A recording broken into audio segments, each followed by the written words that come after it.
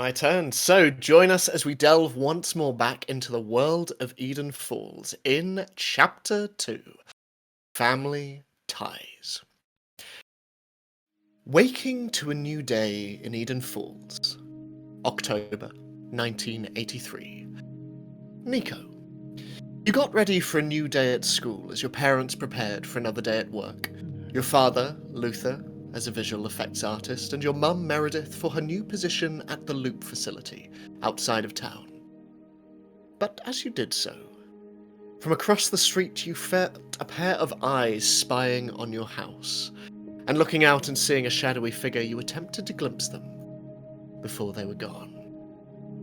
Heading to Jenkins High, you were collided into by a passing bike ridden by a familiar figure, Amelia Oliver, another new student to school, while up on the roof this brief altercation was viewed by a lone figure, one Drake Lee, looking for some peace and quiet before the school day. But not as alone as he believed, as he was met by another individual, the science teacher, Mrs. Sparrow, smoking in secret, and sad that her son Eli has left for college. Promising not to divulge one another's hiding spots, Drake headed downstairs only to collide with you, Amelia, and approached by another, Lana Stewart, handing out flyers for next week's Halloween dance. And singling you out, Amelia, Lana asked you for help in bumping up her English grades, and organised for the two of you to meet and travel to Eden Forest after school. And meanwhile, Nico, you were met by both TJ Graves and R.T. King, the former lending you a VHS of anime, and the latter asking to meet you at the Amblin Diner after classes for a secret out-of-school project. And after a science class led by Mrs. Sparrow, during which you uncovered fossils of dinosaurs taken from the Clark Museum, Amelia, you headed to the library to take out some literature for your sister, June, and met another book-loving student by the name of Danny, while Drake exercised out by the football pitch. And as he did so, he overheard Lana and her friends talking about luring Amelia out to the forest to scare her. And so, after school, Drake headed to Eden Forest. Amelia, you headed home to be close with June, more tired than you've seen her in a long time. And Nico, you headed to the Amblin Diner, where you were met by Artie and another unexpected individual, Darla Oakes. Explaining the blackouts that swept the town earlier in the year and how they believed it was connected to the work being conducted in the Loop, they asked for your help in listening in on the facility, and reluctantly, you agreed. A plan made, and with you, Darla, expressing your reluctance to open up to someone new, especially given what happened to your last group of friends, the three of you met later that evening and headed into Eden Forest. Along the way, Nico, you encountered a comic book on the ground titled Spaceman from Pluto. But there was something odd about its cover, displaying a man in a yellow spacesuit and a black helmet. Its date, the year 2024. Pressing on, you found the antennae Artie had been building, and with Darla setting off to make a perimeter, you set to work, programming. And meanwhile, Amelia, driven to the base of Eden Falls, the landmark for which the town is named, you were encouraged to explore the caves behind the waterfalls, only to be met by both Lana's friends dressed in bloodied ghost costumes and another, perhaps more surprising individual, Drake. But before you could question what was happening, a strange sound emanated from within the caves, and a shadowy shape moved within. Successfully turning the antennae into the loop's frequency, Nico, you were able to hear one side of a conversation. Over radio or phone, it was hard to tell, but you heard a male voice that, while you could not place, seemed strangely familiar. And before the line turned static, you heard this voice speak of how something was growing. And whatever this something was, it was on account of a black box. And as the line cut out, you were left wondering what work exactly your mother had been brought to Eden Falls to do. However, your thoughts were cut short as a scream echoed out from the nearby falls, and you were dragged somewhat unwillingly to the cliff's edge where, along with Darla, you saw down below your new friends, Amelia and Drake, backing away from the cave's entrance, as through the waterfall, stepping into the 1980s, emerged a large, feather-covered dinosaur. And as the creature before you slowly makes its way forward, one of its large, curved talons clicking on the slick, wet stone beneath its feet, Amelia, as Drake stands in front of you, placing himself between you and this creature, kind of reaching out a hand Jurassic World style in its direction, you feel another hand gripping onto your upper arm, and you turn to see Lana next to you, white as a sheet and terrified. And up above, Darla and Nico, as from underneath one of your feet, Nico, rocks slowly begin to fall. You see Amelia, Lana, her two friends, and Drake slowly backing away from this creature. What is everyone doing? So who is it staring? What is it staring at? It's from Nico. So right? it looked up at Nico and has clocked you all, but it is turning towards the individuals closest to it. Darla just instinctively is going to like turn toward Artie and like start pushing him. Run, you need to get out of here. What about you? And you then, see him just looking to you and down to the waterfall below. What's Nico doing right now? Oh, well, how high up are we? I would say you are around 40 feet up, I would say. It's fairly precipitous, jump. albeit rocky drop. Okay, so there's not really a safe way to get down.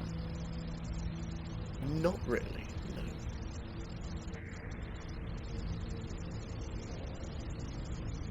no. There is the lake beneath you, and there is the rocky outcropping on which sort of runs round the outside of the lake and into the caves and behind the waterfall that roars next to you. Artie, how deep is that lake? How deep? I don't know, 30, What are you trying to do? 20 feet?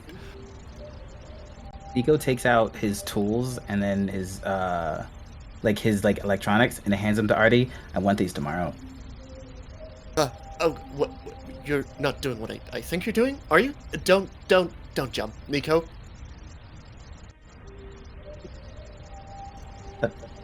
My mom would love this. And Nico is going to like the army dive, like hands crossed and like knife legs, and like try to just dive into the lake.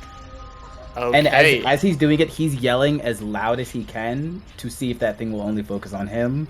And then as he disappears, like he's basically trying to be like, oh, this loud thing came from the water and then dove in the water. What is it doing? What is like that kind of thing? And if it's like 30 feet deep, his experience with like his logic is his experience with birds and bird-like things, their night vision is not great combined with the murkiness of water. If he holds his breath, it might look for him and then lose interest. Okay, can you make any kind of body check you want to make? Yeah. You are going to need 2 successes in order to pull Be sure this to check off. the That's Discord great. check for your That's great. incentives that you've gotten, because we just hit a supernatural. The timing. Did the we? timing. The timing. Nico shares their secret of who they love as they dive. Perfect time to make this dive. Actually, you know what? Sure. As he's falling, he says, "Don't run." Okay, so there's 3 blesses that are available. 3 of mine right now, because body is Nico is he's not Megan. He's not a very body-oddy boy. So we'll go force because they're all the same. Do it. You've got this. That is no successes. Okay. So I'm gonna re-roll it. And I think it's because he's gonna be scared. Like he's doing this, but he's scared. Always the bridesmaid. Always the bridesmaid. One success. One success. Okay. One. You can Break my legs. Yep. Okay. So as you jump down, Amelia from below and Darla from next to you, you just see Nico, this blur of red, just jump down and almost following the curve of the waterfall, just crashes into the water. And as you're screaming, you see the creature in front of you, Amelia, just look in his direction, and as he crashes into the water, and it just slowly begins to make its way towards the water as you see the two individuals behind Lana and yourself just book it in the opposite direction. They are running, and you hear Lana just turn around and, "Hey, wait for the rest of us, and get out the way, Lana, you've already got your own car!" And they just keep running into the distance. What are you doing up on the cliff, Darla?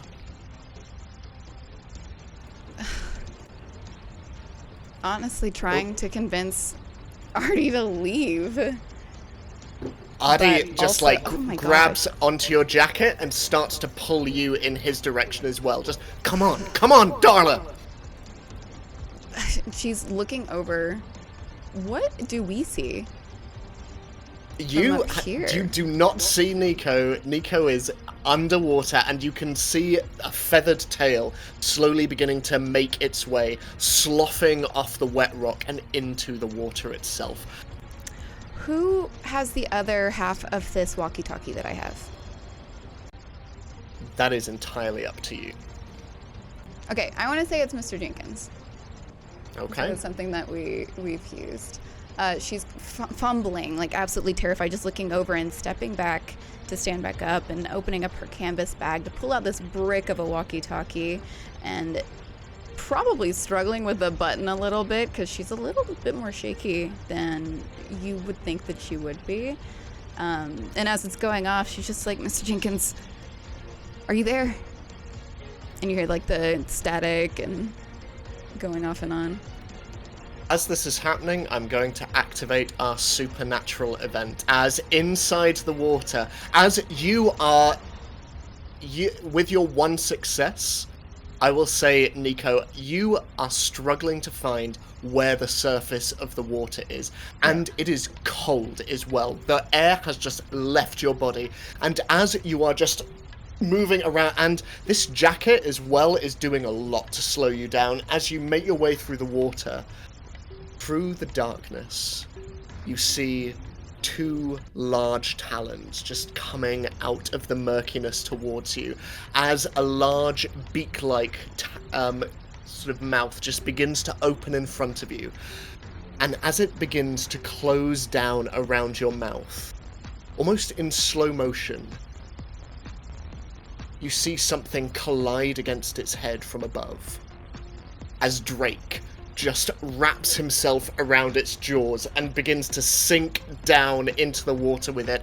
And as he does so, the creature is thrashing around, and were it not underwater, you would be able to hear screams as it is just bringing all of its many limbs, just scratching against rock all around it. And as it brings itself back against one of the nearby rocky inclines, you see Drake's head just collide as he begins to slowly sink down, as a small rivulet of blood begins to just move up to the surface. He is unconscious, and the creature is shaking itself free and trying to get to the surface of the water. Amelia, as you see Drake disappear down into the water, what are you doing? No.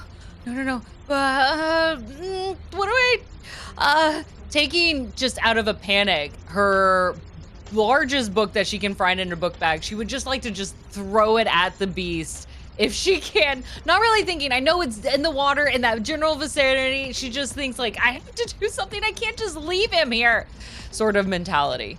Great. Can you make a force check for me, please? Yes. And depending on how successful it is, will depend on how much of its attention you get. Not much.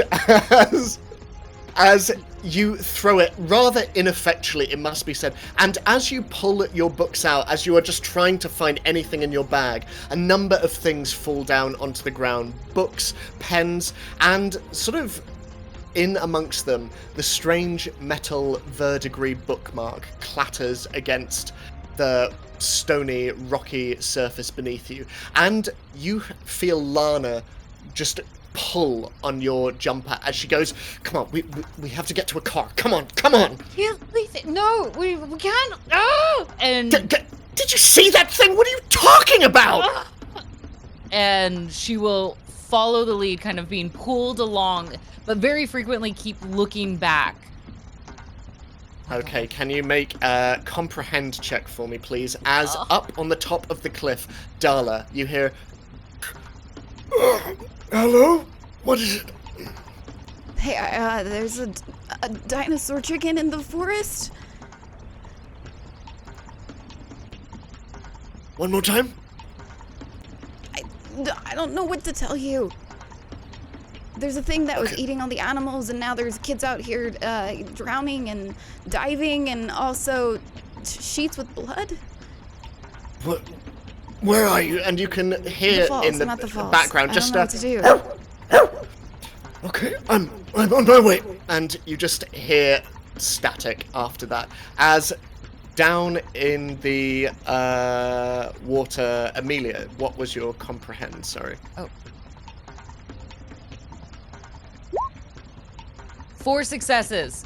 Oh, wow. Okay, so the world just opens up for you in a blind panic as you see off in the far distance, you see a car previously hidden to you that Lana's 2 friends are currently starting up as the headlights just stream across the grass and the rock and into the waterfall itself, illuminating the entire lakeside. You can see Lana's car off to one side, just a stone's throw away from you are now. You can also hear some strange staticky sound coming from above, and looking up you see silhouetted against the moonlight above Darla and Artie at the top of the cliff face, and inside the lake you see Drake slowly sinking down, and you see Nico just pushing away as turning around in the water, feathers grazing the water's surface.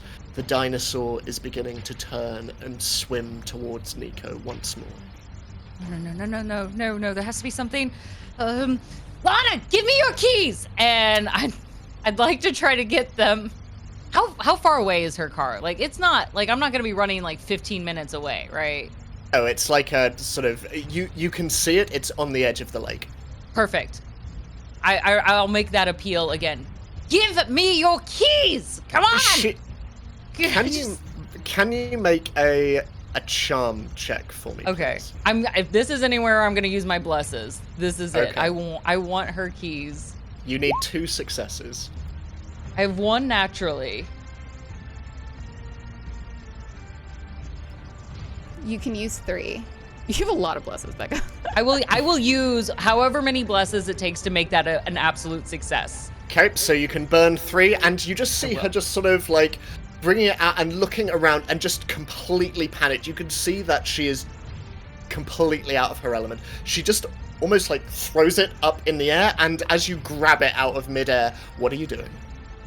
Okay, and like in a stream of consciousness, just get to the car, and we can take it, and we're gonna drag it to the beast, and I'd like to make a run.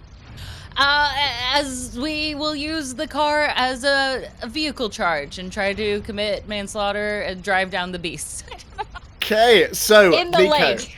As this is happening, unbeknownst to you above, everything is just the roar of the waterfall underground, and as you sort of try to swim away from this creature, you can just hear its gurgles from underneath echoing through the water. What are you doing? struggling towards Drake. Okay, can you make a move check for me, please? You need... Yeah.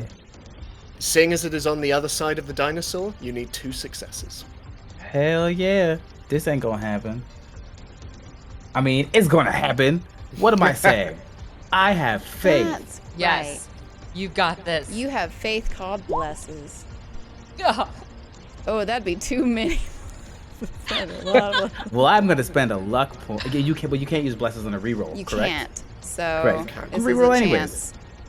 You're also underwater, right? Oh, Yeah, So, that's I will... one struggle.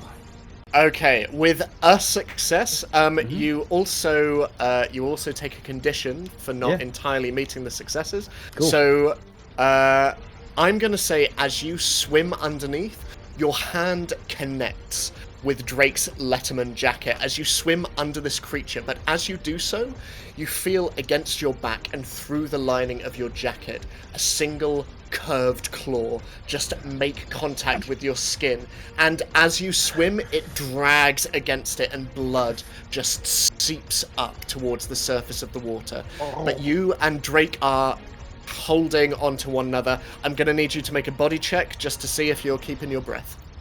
Yeah, sure. do I see the water turning red? None. Why? You are the most cursed individual. How? Yeah. Oh yeah. Yeah. It's You wild. can get 1 success. How many did you need? He did So- I'd say. I didn't say, depending Oh, on how no. successful you want to be, if Yeah. you want a little bit of breath If in you your use body, 3, you you can can make get that a 2. success. Do I have Some- 3? Because Yes, I used you do. 3. Some breath seems better than 0 breath. I don't know what you have from Just so I'm last keeping track session, of. Because but isn't I'm I not a used scientist, 3? but- I used 3 to get 3 extra dice in the first one. So then I think I have 2 now. Okay. oh, did Right? you use 3? I thought that was Yeah. backup. That's how I Sorry. had 3 extra dice on that roll that I failed entirely. Oh, Well, if you need any of the cast falls, like gifted to the whole cast, take those too. Oh, I used I'm not those. letting you drown. You used all those too. No, I didn't. There was just one. There was one for all, and then I used 3. I used 2 of those, and then mine for oh that dang! fall It's a where I good still thing hit the blesses ground. are only $5. And then we got 2 for all. So I'll use 1, so I have 1 success, so I'm not drowning. So you manage to just about keep enough breath in your body to cling onto Drake, but a little bit of sort of air does escape your mouth, and while Darla up at the top of the cliffs, you do not see blood, certainly in how dark it is, even with the headlights streaming from the car in the distance, which is slowly pulling away. Although you do see Amelia running towards a red car in the near distance, you do see where Nico and Drake were. Bubbles. Just coming to the surface. Are you doing anything, Darla? Yeah, she is. She would not even communicate this with Artie. But Artie would know already what exactly she's doing. She's taking off of this canvas bag, throwing it to the ground, and putting the walkie-talkie on top of it, shrugging off her jacket. And is there a climbable way down?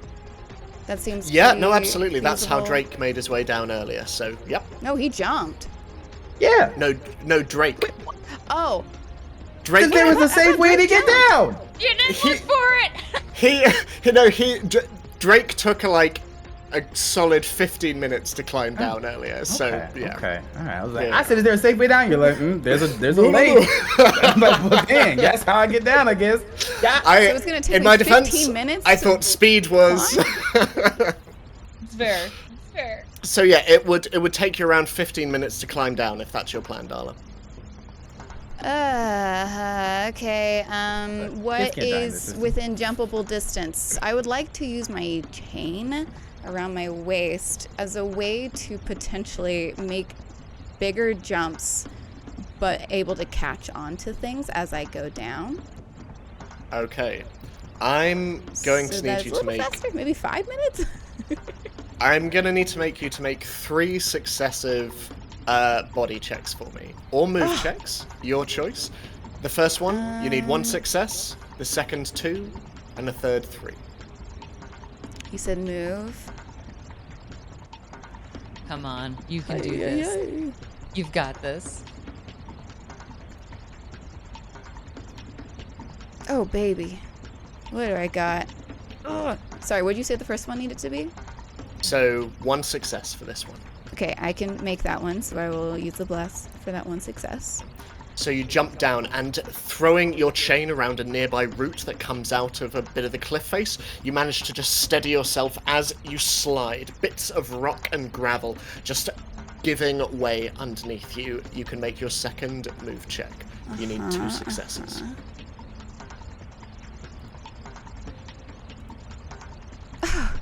Cute. Ugh.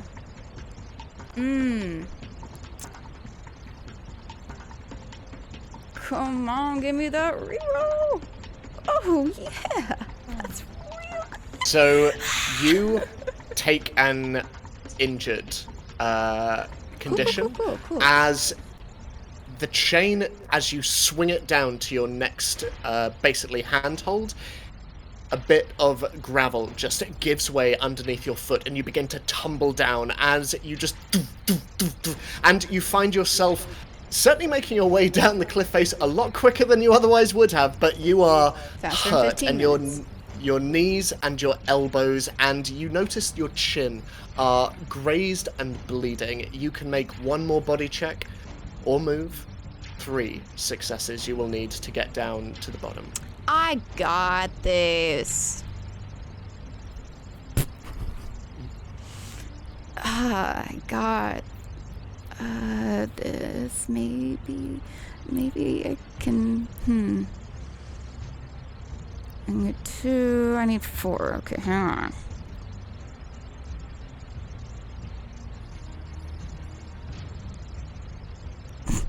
Like 1 short. We're gonna reroll. Whoa, no! You fall down and you take an exhausted condition as you just slam down to the bottom. And as this is happening, Amelia, you reach the red car in the distance. What are you doing?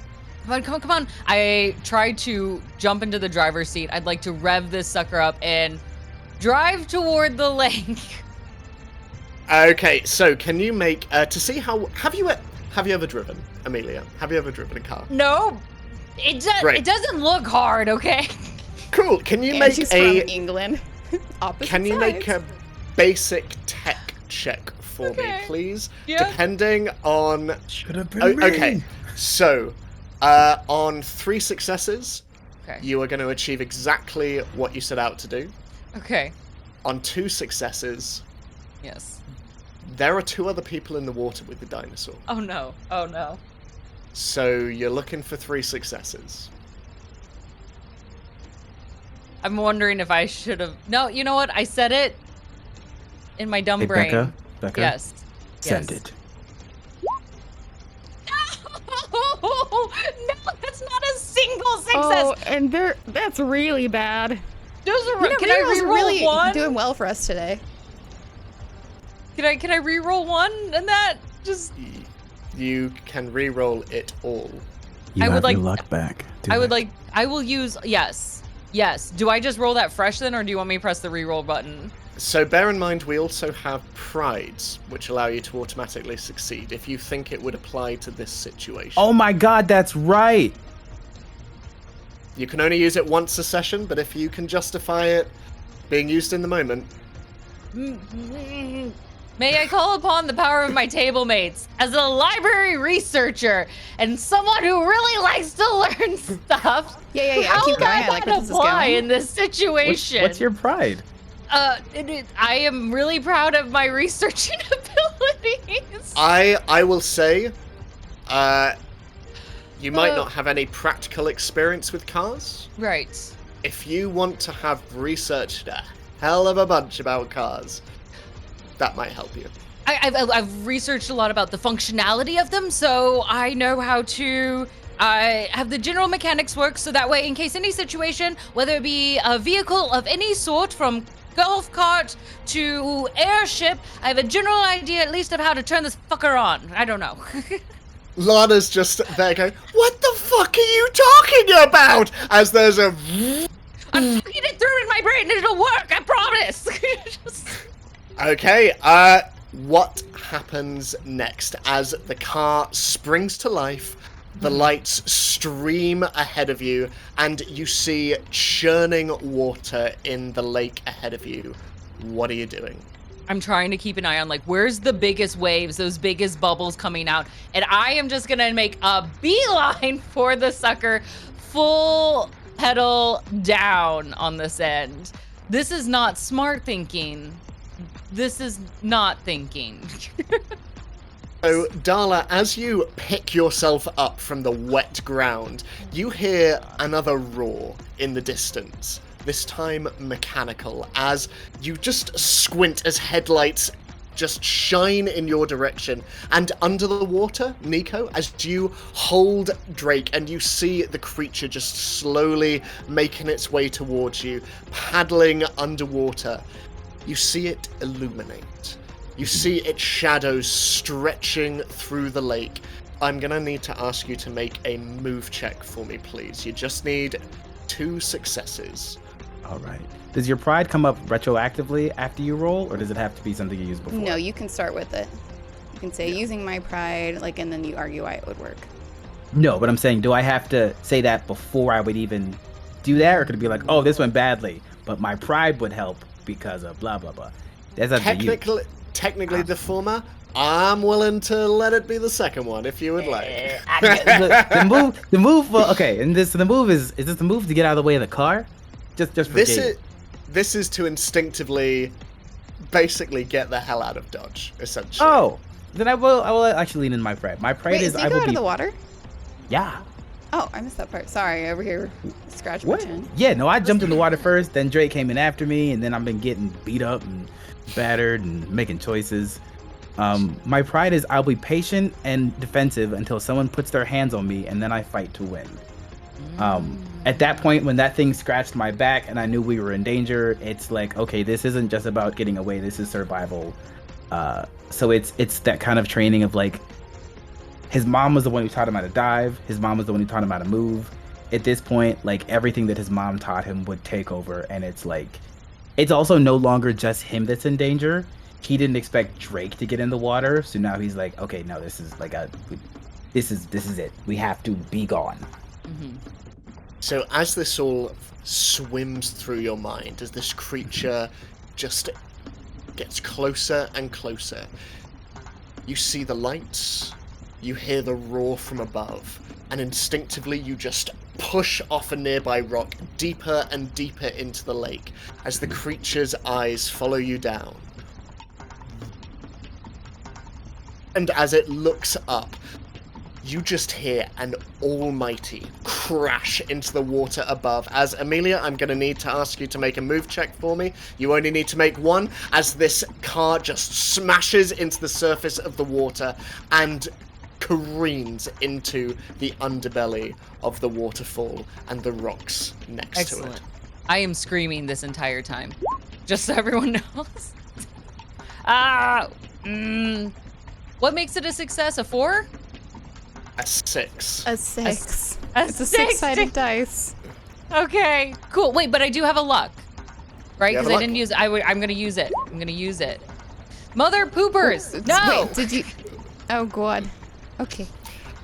So you're going to take the injured condition as well as your head, just even with the airbag just flying up in your face, you still connect with the steering wheel first, leaving an almighty dent just above your glasses as you find yourself sinking into the water. But Nico, from where you see the red car sinking down, and you see the creature on the other side, limp, lifeless, and very, very much dead. Oh. I want a feather. Okay. But not one of the small ones. Okay. I will say, make an investigate check just to see, as you swim over towards it. I'm good at this one. Checking incentives, because everything goes to hell so fast. Yeah. 1 success. I would say you managed to snag one of, not the largest of feathers, but certainly one of the larger ones from its tail. As it sinks down to the bottom, you just manage to pluck one out. Hell yeah. And then getting the hell out of Dodge with Drake. You push up, and as you get closer to the surface, you start to realize just how heavy set Drake is as you just pull him up to the top, and as the water breaks around you, air fills your lungs, and you see Darla off to one side.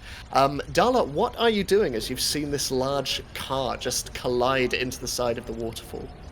Mouth agape, fully.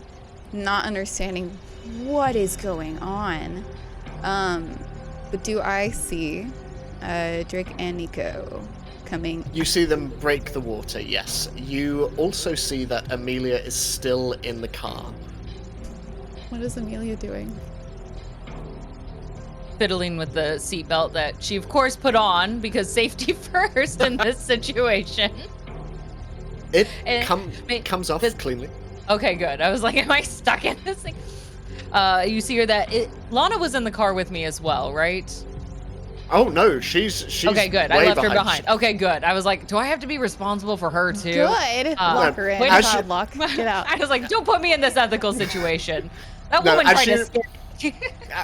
As you look over your shoulder, you see Darla's mouth agape, and then you see Lana stood on the side of the lake, speechless, her jaw on the ground, and you can see that she is just frozen, staring at the car. This car is Darla is going to be trying her best to wipe away dirt and whatever else is in all of these scrapes and cuts that she's got as she swiftly moves over to Nico and Drake. She's going to lean down and kind of hold out her hand of you can tell she's trying to reach toward Drake, have you push him so that she can help y'all out. But she's not saying it out loud. Mainly because her mouth hurts now. Sound off. Is everyone alive? No one said anything. Out of here! Amelia will be out still in the lake. She'll be above water for a hot second to take a breath down, but I'd like to occasionally hold my breath and kind of I'm not swimming down to the bottom, but just to make sure that it's dead or nothing else is disturbing it down there. Why is she still in the lake? Amelia, if you can make an investigate check for me, please. And Darla, you're able to get a hold of Drake and slowly begin to pull him over the side and onto the wet rock next to you. Yeah, I can imagine it's so soppy. Just as she lays him down, she just kind of sits back on her arms and is looking for Artie. Artie has disappeared from view as you look up to the cliff. Nowhere to be seen. And Amelia, we'll come back to you in a second, but Nico, what are you doing? Nico's just, once Drake is safe on the edge, he's trying to get Amelia the hell out of the water. No one left behind, and she's just huh? I'm like, no, book girl! Get back! So he's basically going over to Amelia so that whenever she's done doing whatever she's doing, the two of them have the force and swim to get back to the shore. That would be helpful because I imagine this sweater carries a lot of water, so... Yep. So, because you're still buckled in, right?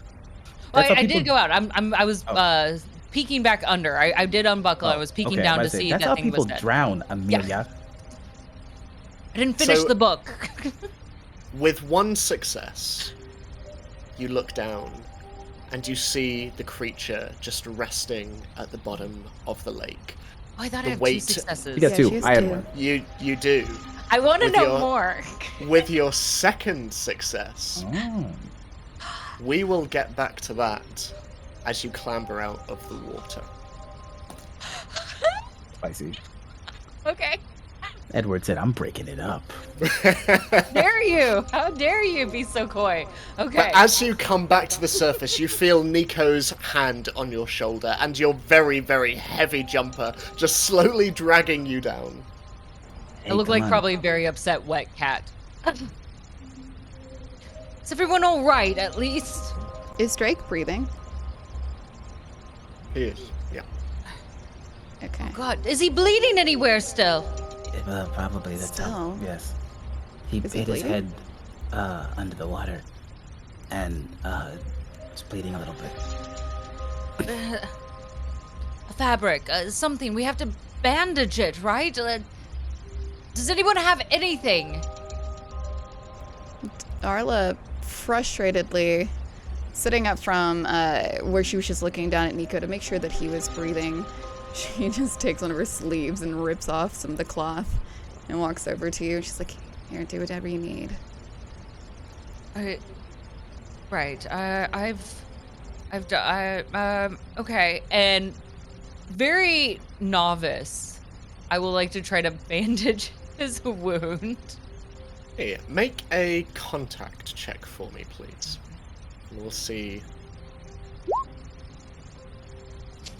You are at a loss, Amelia, for all of your reading and for all of your many sort of romance novels where people have sort of nursed people back to health and everything.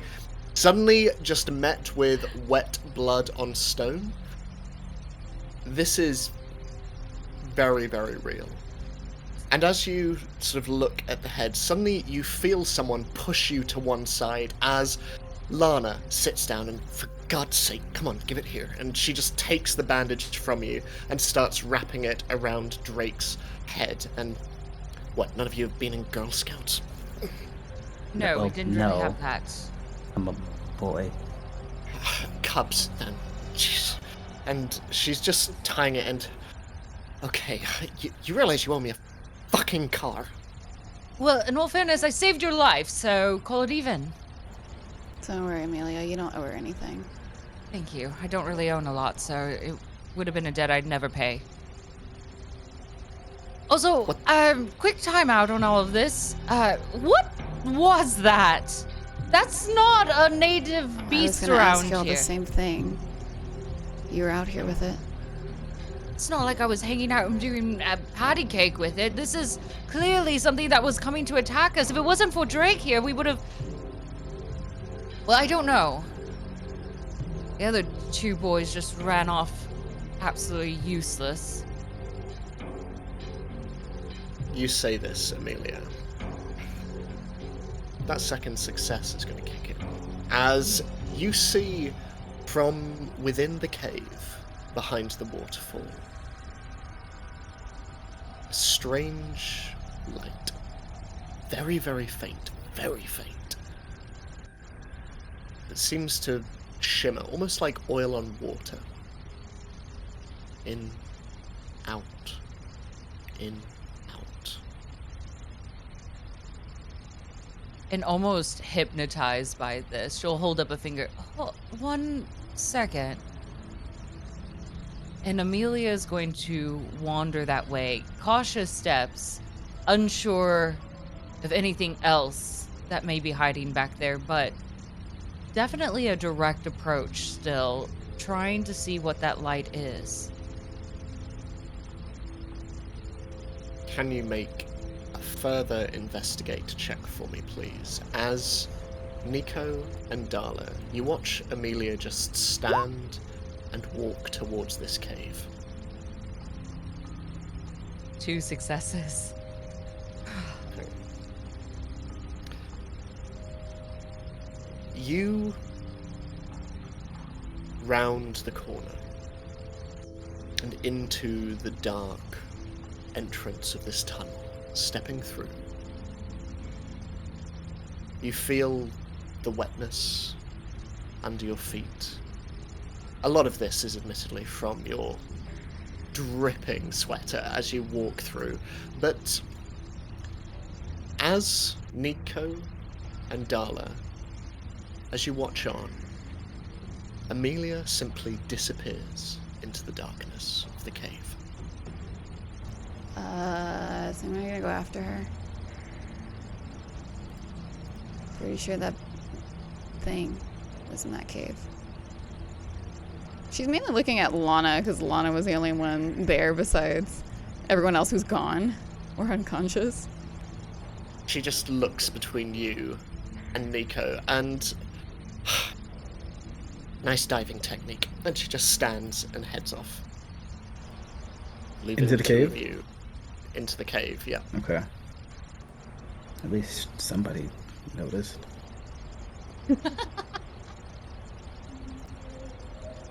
Amelia, as you venture more deeply into the cave, further into the darkness, and as the sound of the waterfall slowly begins to fade behind you, you feel a strange, almost balmy warmth upon your face. And further on down the tunnel, the flickering becomes a little stronger. And as you round the corner, it is almost as though you see something in your periphery. And every time you turn to look at it, it fades out of view again. But every time you turn your head, you see something hanging in the air. It is what looks to be a strange, shimmering shape hanging in midair. Almost spectrum-like in its colours and glimmering in the air. It is almost like a giant tear in the fabric of the air in front of you. She'll pause for a moment, almost mid-step, before moving back, knowing it's there at the side, but choosing not to look there this time. She'll compose herself. Is anyone there? There. I'm not going to hurt you, I'm curious. Curious. And in the comfort of the echo, perhaps she'll get a little bit louder with her voice, almost bringing it to tone level instead of these soft whispers that she started with. Hello? Hello. Nothing. No answer. I will say, with your 2 successes,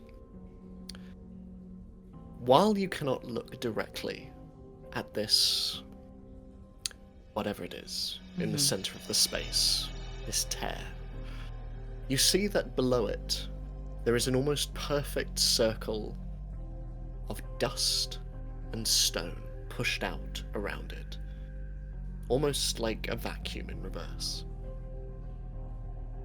And additionally,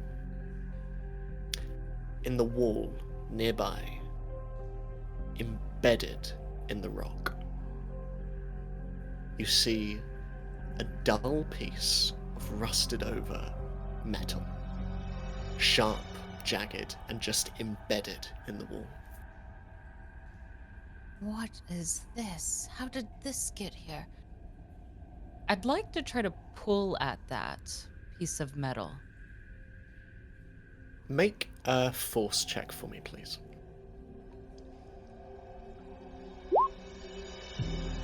One success?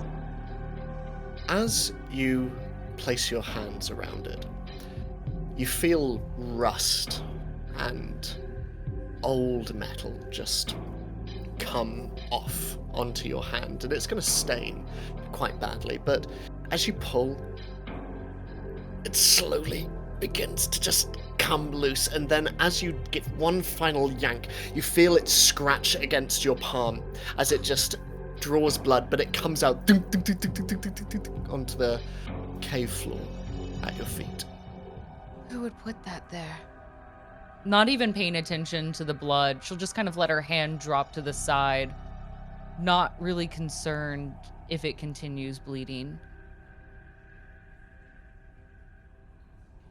That shimmer on the side, it only moves when I turn my head. But if I walk sideways like a crab,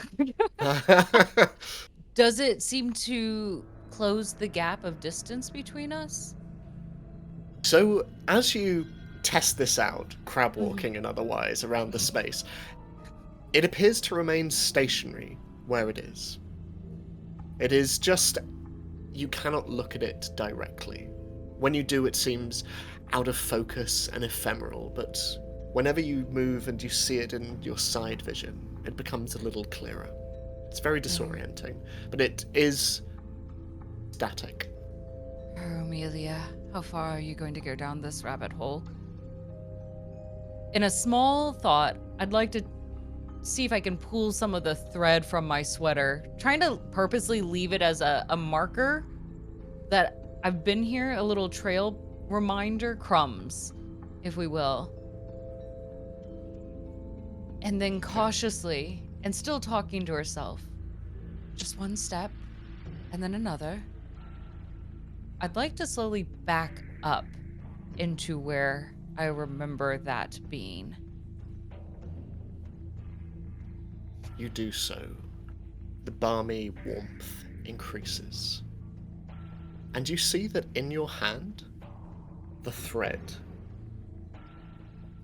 seems to just level out in the air. Almost as though in some kind of a breeze. But as you move towards this strange stationary thing in the center, you meet resistance.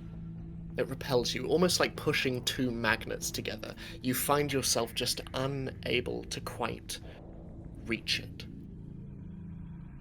Oh, come on now. I've gone this far. Give me something. Even if it's the echo that responds, she's just frustrated at this point. Is it Lana? Back into Lana. Pretty sure she walked after you. I was with your extensive reading, and as you're sort of like trying to push back against it, you see that everything, you are able to move all around this strange, I'm just going to refer to it as a tear. You are able to move around this tear, but you were never able to get any closer than, let's say, sort of a forearm away from it.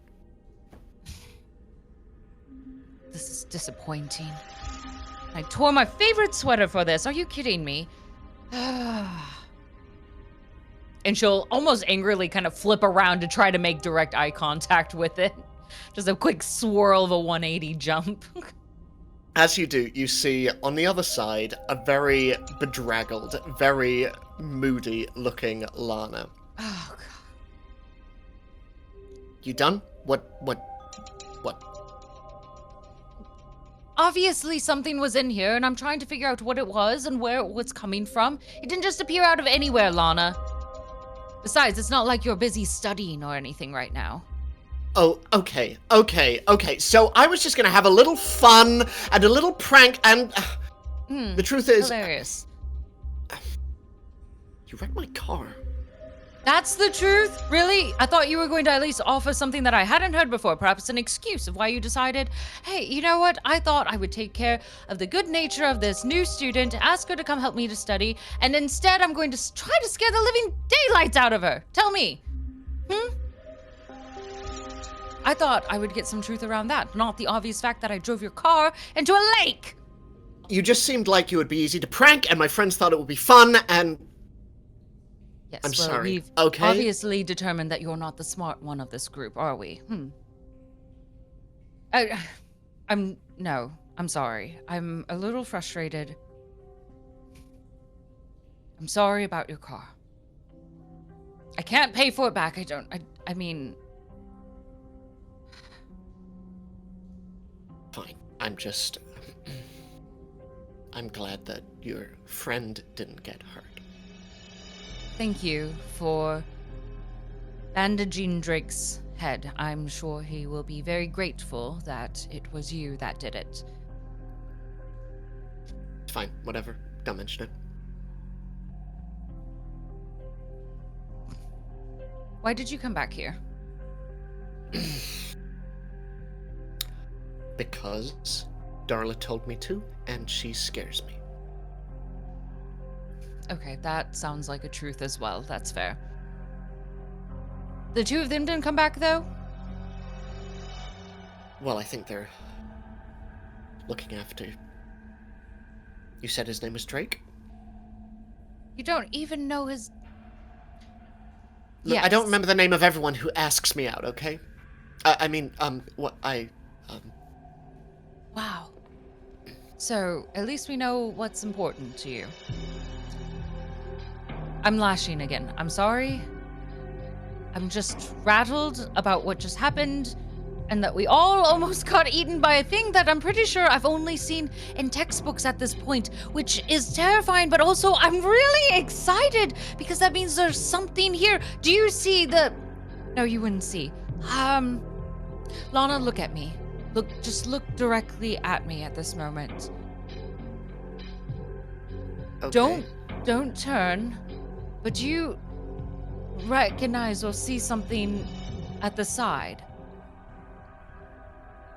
I kind of see like a little You see like it? a shimmer. Yes! No, you do! And almost in pure excitement, Amelia is going to kind of rush her a little bit and grab her shoulders. Yes! No. Okay, Keep looking at me. Keep looking at me. Okay. I want you to keep it there at your side and keep it there, and I'm going to look at it and you tell me if it moves or if it stays with you. Okay. We're testing it. You're part of science! And she'll kind of punch her a little bit in the shoulder. Oh, okay. Okay. 3, 2, 1. And Amelia will quickly glance over to see if she can spot this tear once again. Not doing anything. It didn't move? No, it's just kind of sitting there. Sitting there. Hanging. I don't know, whatever scientific term you want to use. Okay, no, that's fine. That's fine. Okay. As I look, it moved, I assume, right? For me. No, it's remained stationary the entire time. So I can actually see it now? Only in your periphery. Oh, from the side. Okay, it Yeah, still yeah. stays on the side. Dang it. Okay. Okay. This is useless. Do you know how far back these caves go, at least? I don't know. I've never been down all of them, but I All know. of them? I know. Well, there's a whole like system down here. Oh, that is very exciting. Okay, no, we can get out of here. Let's go. And she'll grab Lana's wrist and begin to make a way out to the head of the cave. Okay. The other two of you, as this is happening inside, what are the two of you doing? Probably as soon as Lana walks off, Darla's just gonna sit on the ground right next to Drake. And where is Nico in proximity? Probably just standing a few feet away. Okay. Yeah. Just look up at you. Well, did you hear anything on your doohickey?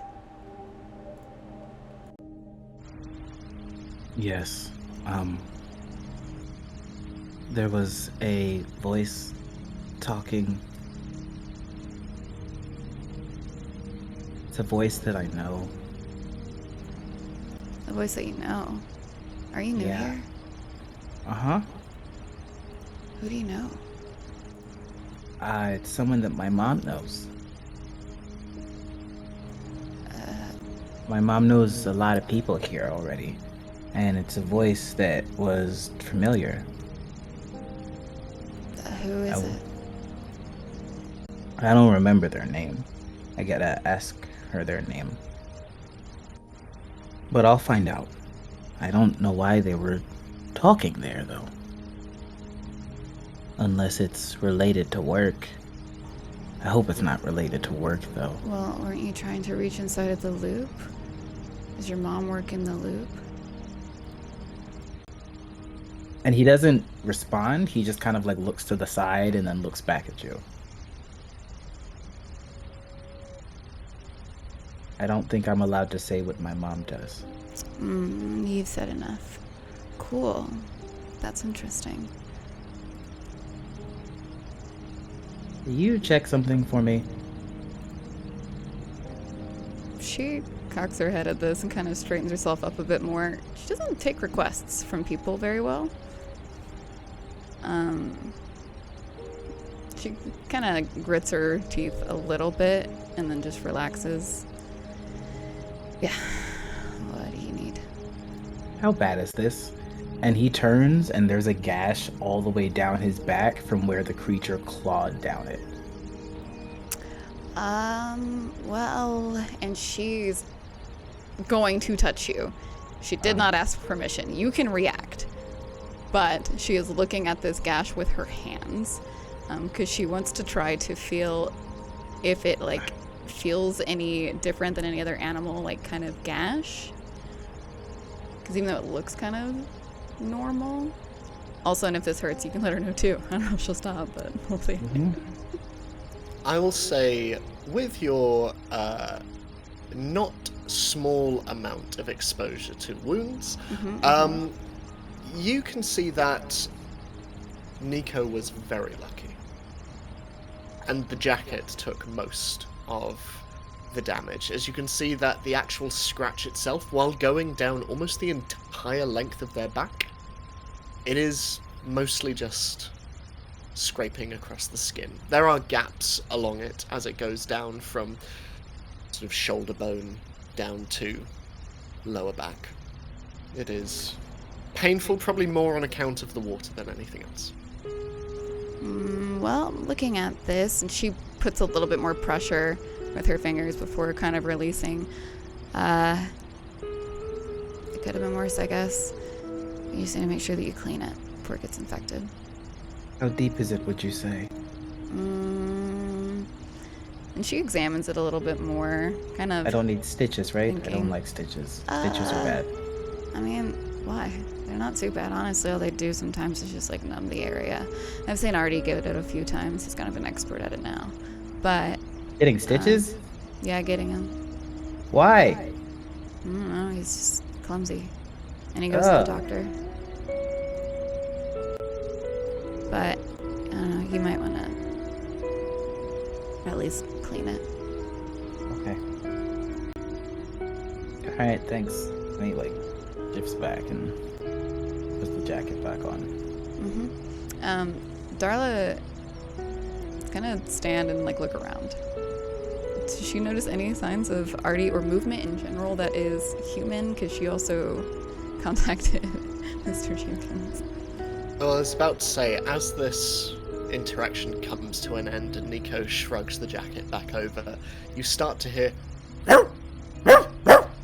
from the distance, and you can see that running over the crest of a nearby hill, you see the familiar German shepherd, Linda, rushing and bounding through long grass towards you, and behind her, considerably further away, you can see the silhouette of Mr. Jenkins, large coat and shotgun over his back, just wading towards you. And at the same time, you can see that coming down round the rather slower incline, you can see Artie just making his way and almost meeting Linda at the bottom of the cliff. They're making their way towards you. Okay. As she would see them, she would, like, just wave her hand at them to get their attention so that they knew exactly where they were. Looking back at Nico, that's the old science teacher. Oh. Is he nice? Yeah, he shot Artie last year. That was kind of interesting. I don't feel like that's nice. Oh, he didn't do it on purpose. Realizing what she said. Is that why he got Feeling fired? awkward about it. For shooting a kid? Yeah. He wishes that's why he got fired. What is this place? As you say this, Artie just runs past you, Nico, and smothers you, Darla, in a hug. Stop, just stop, ow, ow, ow, ow, wraps my his elbows, my arms. elbows. Oh, God, sorry. What are you? And he turns to you, Nico, as well, and I'm not gonna hug you, but what the fuck did you do? That was one of the coolest things I've ever seen. Also, please don't do it again. Here are your tools. Nico hugs Artie. Oh. Hey, I'm gonna be careful of your back, but there we go. Hey, buddy. You doing it? Okay? You all right? Yeah, I didn't think anyone actually saw me do it, so it was scary. And then, I'm okay. And he takes his stuff and like holds it, and yeah. Artie just like nods and, well, I saw it and real cool. Okay. And Nico's like that happy kind of stimming a little bit, like shuffling his feet a little. As you do this, you hear footsteps running from out of the cave as Amelia, dragging a somewhat bewildered-looking Lana behind her, just emerges from the darkness within. And at this point, Mr. Jenkins from the opposite direction, clambering down the nearby inclines of grass and rock and dirt, just comes and joins, and seeing the bubbles from the lake and the still very much on headlights of the car down below, just looks to it. So, these new friends? We found these kids in the woods. And a chicken dinosaur. She looks back at Artie and Nico, who are also the ones who walked up on them with her. Big feather. Dead in the lake. Hit it with a car. Mr. Jenkins. Nico Markov. Pleasure to meet you. And at this point, Amelia, you meet with the rest of the group.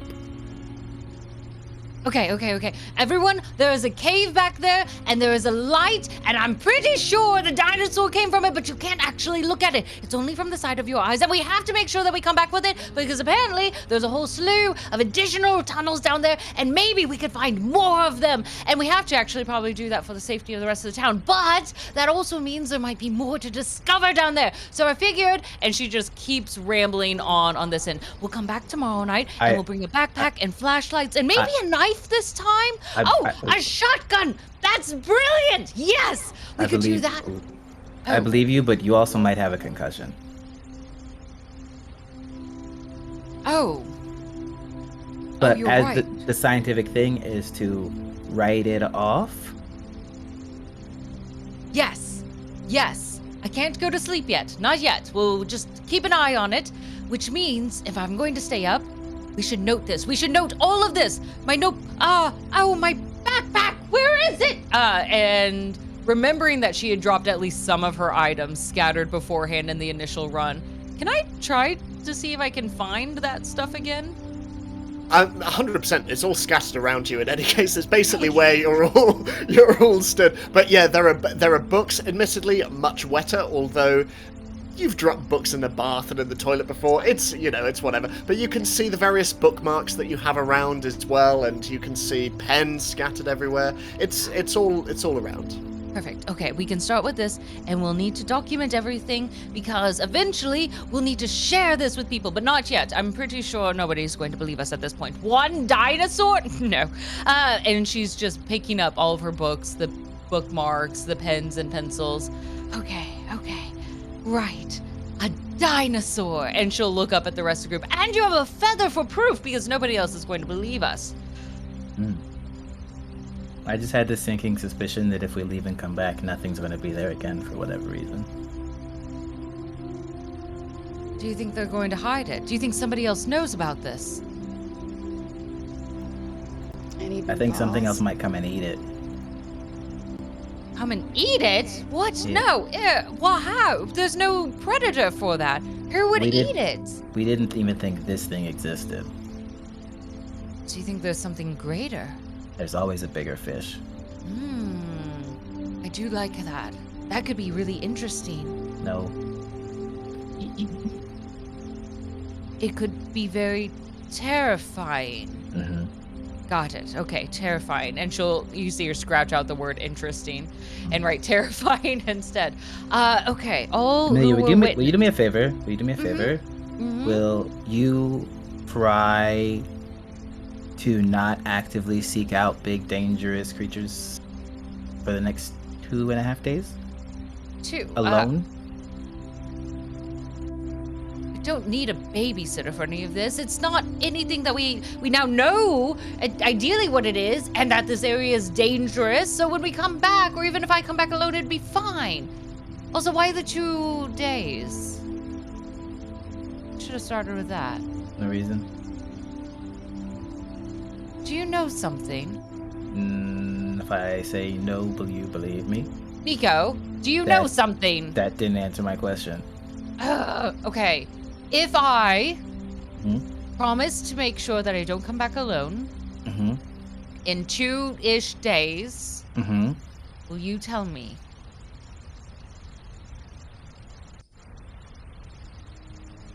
Great, it's a deal. And almost not even waiting for your answer, she's gonna try to reach up to shake on it. I was telling Darla that there was a weird man's voice on the radio, and it's a man that I know from my mom's job. I don't think And they Alien were is not the talking radio. about suspicious stuff.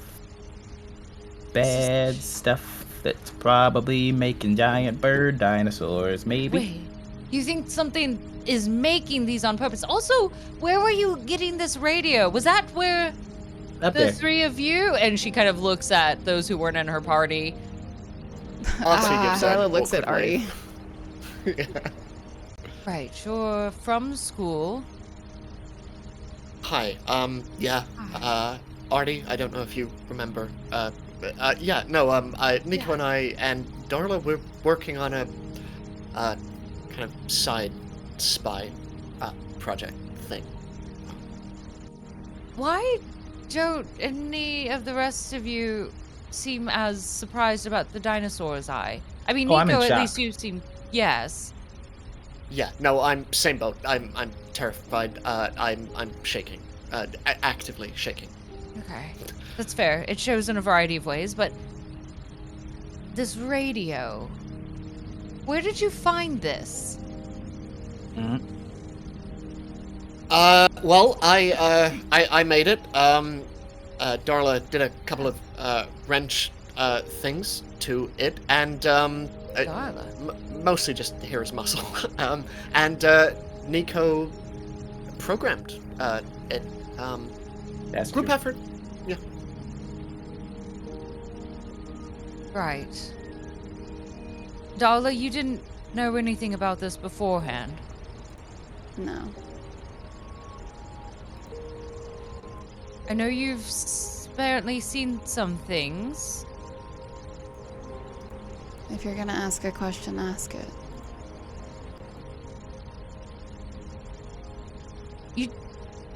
Are you shocked about the dinosaur? I'm curious about it. But I don't know. Somebody. She looks over at Artie that we knew from last year during things called a lot of things a dinosaur. So it's not unheard Just like- of, I guess.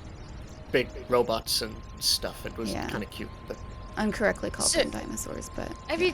So you said there's like a history of the bizarre, right? Robots, dinosaurs. What's next? Aliens? Oh, that could be really exciting. Actually, I've been really wanting to see ET again. Again? I don't know. Quick side note: that's been out by this point, right? I Hold on, can't let me remember. Google when ET comes out. It's an alternate reality. Spielberg was Well, inspired super early. Yes, on. 82. That wasn't the question. The, E.T. Nico was released. misunderstanding that you've seen Oh. E.T. in real life. Oh, Is there aliens? I hope so. I've been waiting to see E.T. again. And I'm like, what? No, the movie, the film. Big Oh. silver screen, right? But I think there's an option. And if they have robots here and they've got dinosaurs, that means there has to be a lot more options, which means there's probably a lot more answers here. This is a. I don't know what it is. And then You Is Lana here? Lana, I was about to say, just is looking between all of you and immediately turns to Mr. Jenkins. Hi. I don't know who you are. I don't care. Do you have a car? And Mr. Jenkins just You're in his looks. class, Lana. Sorry, I'm what? 2 years ago, you were in his sinus class. She lifts her hand up to cover the wiry beard. Don't worry, I know the Oh few my times God, that you've been hit in oh. the face might have already scrambled your brain a bit. Ha ha ha. You have 2 legs, use Well, them walk. It was my car that did the whole... Ooh, that's so sad. You know, you can be a real bitch sometimes, Darla. I know. Why are you two so mean to each other?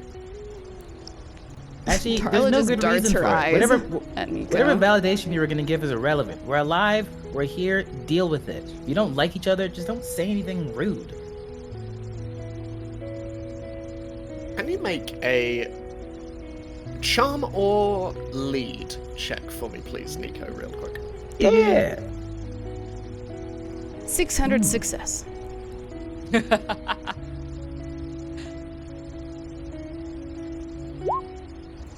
Nice. 1 success. Lana kind of looks very taken aback at you, Nico, and looking at you and... Okay, point. Well made. Okay, sure, whatever. But how are we all getting back? Are we walking? Because I didn't wear the right shoes for that. Oh, does Drake have a car?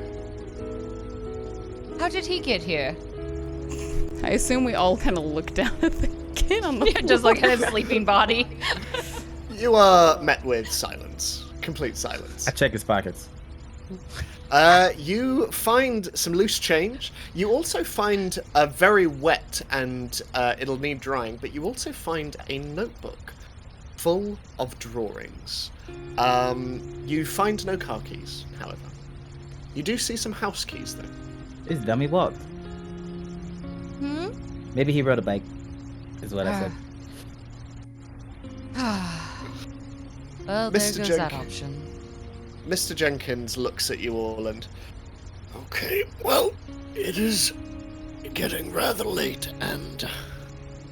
Looking into the water. And as this young girl correctly said, there may be more. I suggest we all walk. We might need to carry this one. Does anyone know where he lives? I can find out. Darla does a lot of walking, and Drake's been a part of the town for ages. Would she have ever come across knowing where he lives? Say, make a retroactive comprehend check for me. You need 2 successes. I'm gonna need a lot of something, because I am double not okay with conditions. Oh, you're doing great, sweetie. That's a nice 0. I can't even do anything with that. It's literally just a 1. I can only roll a 1d6. Drake has, while in your periphery for most of your time at school together, you've had no reason to cross paths. And frankly, what he does outside of school, not on you. Would I happen to know, is he on like my route at all, perhaps? I would say, being newer to town, no, you probably wouldn't have said. And given his home situation as well, probably not, no. I was just gonna ask my mom if she had a dossier of people and their last names and their places that they lived because of her job, and then drop them off. Yeah. Do you voice this to the group, or is this? 100%. I don't know a normal way to say this. I think my mom might know where everybody lives, so I could just ask her. Oh. Well, she doesn't know, but her Do job you have a knows. way to contact your mom? Yeah. Your mom's not going to stop us from coming back, though, right?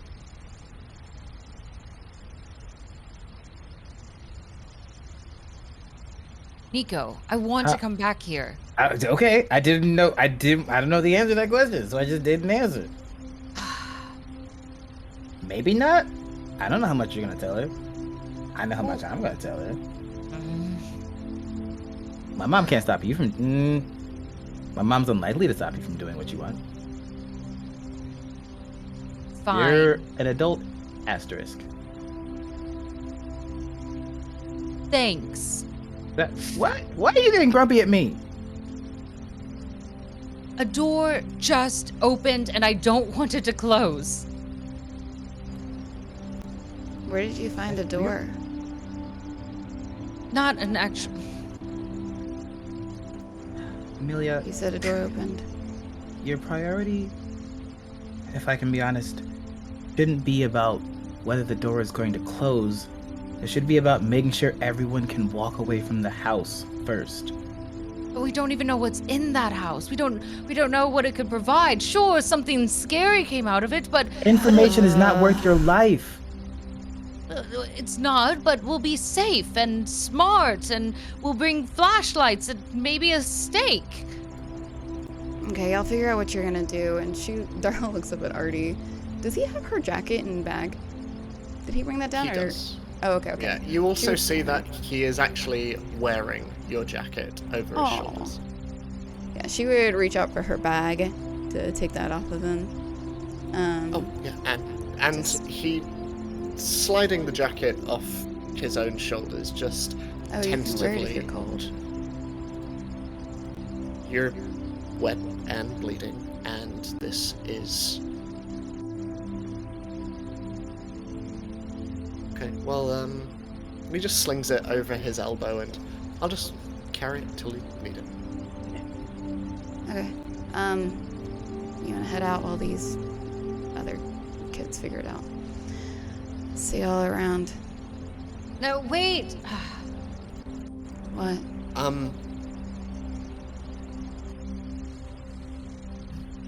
Darla, I know you didn't really want to answer my questions earlier, but you know a lot more about this, don't you? Or that something is going on. She looks between Mr. Jenkins and Artie. Oh, come on, you can't. I just saw a dinosaur. You can't choose to not tell me anything now. I mean, I can choose to do whatever I want. Well, please don't. Darla, I'm begging you. I just want to know what else is out there.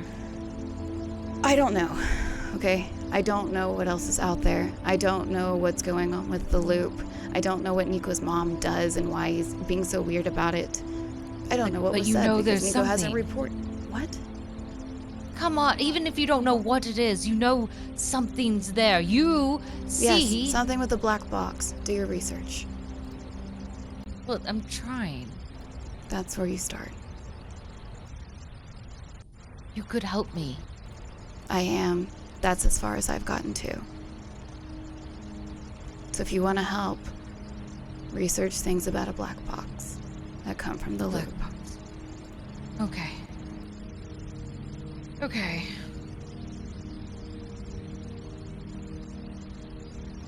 Where I'd find research on that. Cool. Thanks. Nico, can we visit your mom?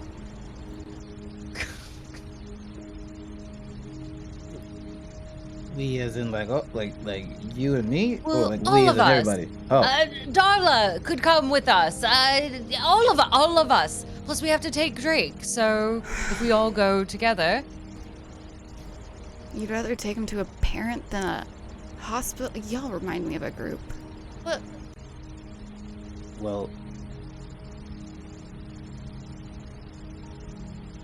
Yeah, but I don't think children should be the ones he's not in any like terrible state of being. If we take him to a parent, then a parent can be a person to talk to the doctor, and they're more likely to listen to a doctor. The doctor's more likely to listen to them than to us. They're just gonna see us as street rats. Or adults asterisks. Okay, are you just mad at me? What did I do? I was a little mad, yes. How old are you? 16. Yes, so like I think that you're an adult, but the law doesn't necessarily define you as an adult. Look, you said Drake saved us, and I jumped in first. So we're even. It was when he stopped the dinosaur at the beginning and did the whole no, don't do that sort of thing, but not with his mouth, but with his hands. That's the part I was referring to. You know, with the part when he was standing between me and the dinosaur. No, I didn't see it. I was on a hill. Well, then you don't know that I wasn't referring to you then, do you? You said Drake saved us. Okay, fine. I'm obviously...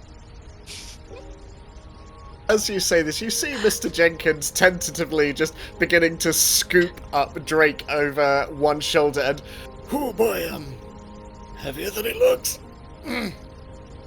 Anyone? And just starts very do you need help? tentatively moving. Oh yeah, no, that'll be lovely, thank you. Amelia will just like lift up his leg. Like, I don't know how else to help this guy.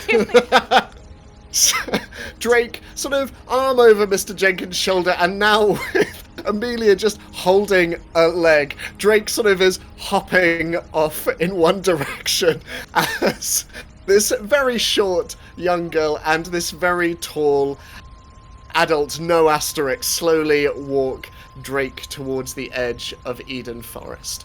And Nico and Darla, are you following?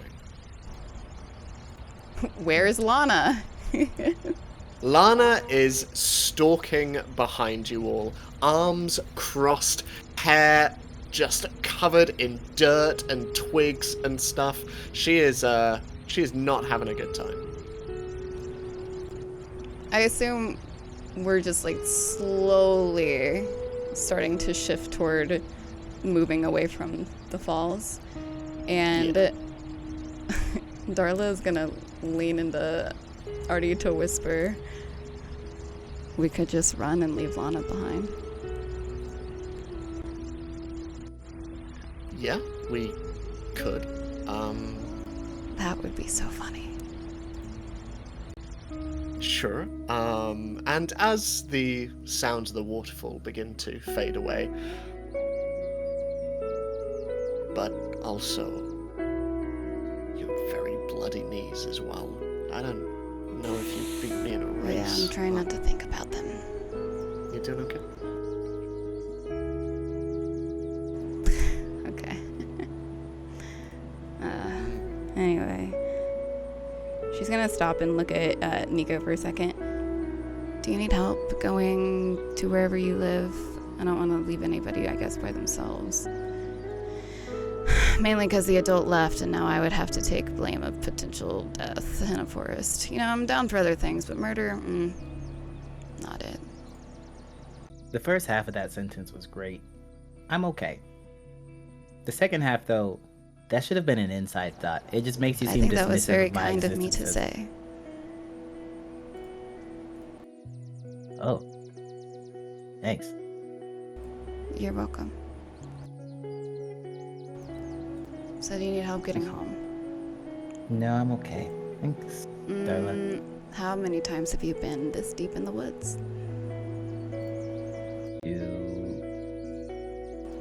Okay. No, Darla, I'm not okay. Would you help me get home? I don't like the way you said that. That's okay. You don't have to like it. That doesn't mean I have to accept it either. That's true. What do you leave me in the woods? You're not okay with murder. Actually, it sounds kind of nice. It would be manslaughter because it would be unintentional.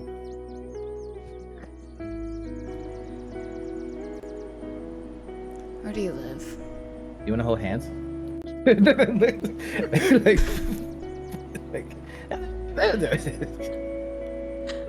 What is he You doing? walk. He just like give you general directions of like, yeah, we're at this corner. As you come out of the forest, and it is a fair walk, especially without a car. It's a good trek for all of you, especially for you, Amelia, as you are hoisting this not small leg with you. Eventually, you all reach the edge of the forest, and you see night has fallen over Eden Falls. Streetlights awash, And you can see that over in the distance, the amusement park on the edge of the town on the piers is slowly beginning to wind down in the distance. It's reds and greens and blues blinking off one by one as stars fill the sky above. And Mr. Jenkins just comes to a stop with Drake over his shoulder, and Lana behind you all, shivering a little bit. She is not dressed for this weather, as you all come to a stop and... Okay, well, what's happening with this man then? We can take him. Okay, well, Darla, you have your radio. You can let me know if... it's in my pack. Yeah. Is that your dad? No. She's just looking at Mr. Jenkins and laughing. I'm He's not my dad. very... And he leans into you, Nico, and I am very glad that is not the case.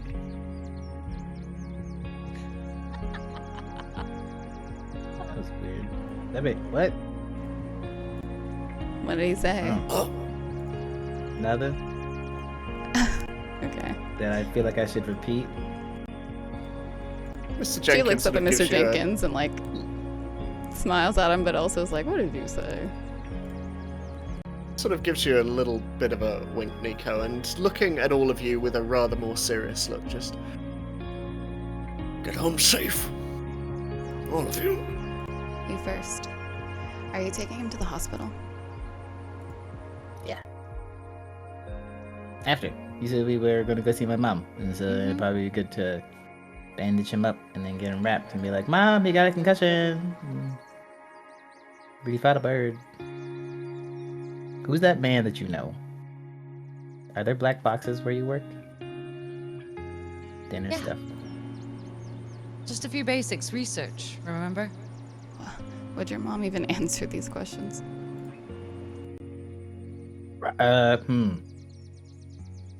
With you all there, maybe.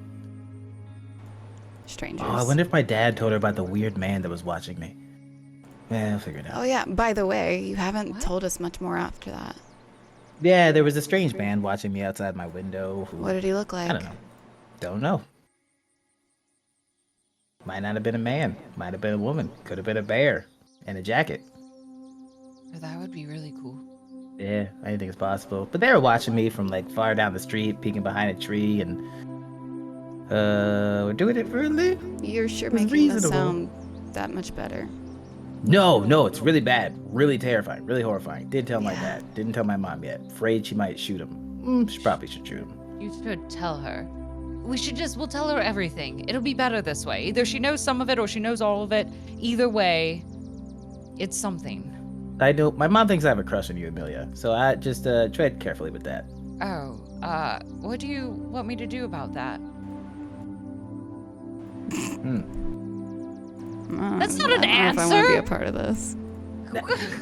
Nothing I want you to do. I just wanted you to be aware, so you weren't like. To do what? What? Look, you seem like someone who likes to have all the information when you go into a circumstance. Okay, So I didn't no, want you that's to be. true. Okay, your mom thinks. So- Okay. So you're not like, oh, Nico, why is my mom doing that? I'm like, yeah, I do. Right. I can handle that.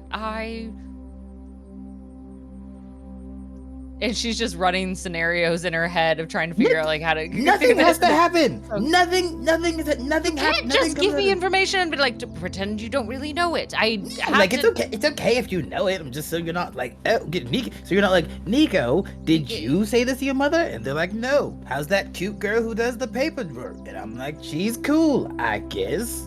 I'm sharing a lot more about my morning than I meant to. Yeah, this is. Do you need us to leave? This is like a moment. No. We're That not. was No. weird. Unison. It's Wow, not- you're already you married, should- basically. Wow. Not. First of all, 16. No. Also, It's not unheard of. no. Nico? No. 2 no's. Wait, to marriage.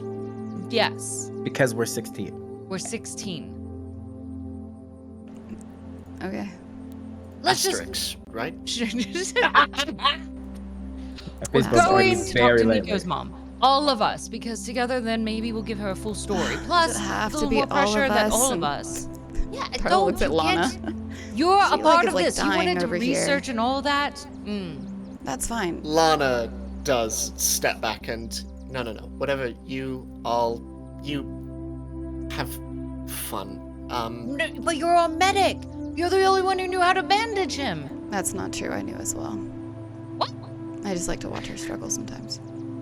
Thanks for helping us, Lana. Go home and get safe, and then I'll see if we can help deal with your car, because it's probably something that the people in black don't want to get out back to society. So maybe they'll give you a new car to pay you off. Oh, Or they'll Well- know we've been there. Something If I had anyone not asks- considered. Right? No. They probably don't want to know dinosaurs exist to the general public. And so if they find out Lana's car is down there, they'll be able to track it to Lana. And if you talk, they'll be able to know it's us. Well, You can't we say were anything. we were literally going to go talk to my mother. Well, your mother isn't going to be those people. That's true. different. My Your mom's no mother, narc. she's not going to. Lana, go home. You're doing great, okay, baby. cool. I'm not gonna get like killed in the middle of the night or anything. Nah, or- they don't Say do your that car anymore. was Promises. stolen. That's it. They stopped Stolen doing that in car. the 70s. Yes. Okay, cool. Amelia, I still don't know what I think of you. Nico, you're really cool. Okay. If you say nothing, I'll do your first English paper. Okay, deal. And she just sort of starts to stumble her way down the hill and away from you all. And you just, as she's walking away, you hear her as she just falls down into a nearby ditch and then up again. I'm okay. And she just continues on down the hill, leaving all of you alone. The popular girl said that was cool. Hmm? Nothing. The popular girl said that was cool. Oh, All right, where's your well. house, Nico? It's 8675 Leeway Drive. Okay. You sound We have the very big confused 309 on about the your door. address. It's very confusing. Artie, sort of buckling under the weight of Drake a little bit, goes, okay, well, shall we go? Please? Yeah, okay. You know. Okay, cool. Oh, and as you start walking off down the hill, past Paradise Lost Trailer Park and down past the water tower that stands on the outskirts of town, dirt and gravel beneath your feet becomes tarmac as you start walking down the hill and down into the more suburban outskirts of Eden Falls. And you're walking for, I don't know, how far away would you say your house is from the outskirts of town, Nico? A better question is, how far are the outskirts from the loop facility? So the loop is several hours walk away. So in terms of a drive, Yeah. you'd probably be looking at a probably half hour, 40-minute drive away from the outskirts. So then it'd probably be the outskirts, because that way it's easier to get to and from there. Living on the outskirts means people are less likely to see you driving home through the city. Cool. So Yeah. in which case, Are you it's- toward the west side of town or the east side of town? Or do you know exactly like where you placed your house? East side? No, I didn't know at all, actually. I mean, east side is closer to the loop, so we can absolutely put you there. That makes sense. Cool. Wait, it's closer to the loop. Isn't the loop out to sea? No. So you've got the coast to the west.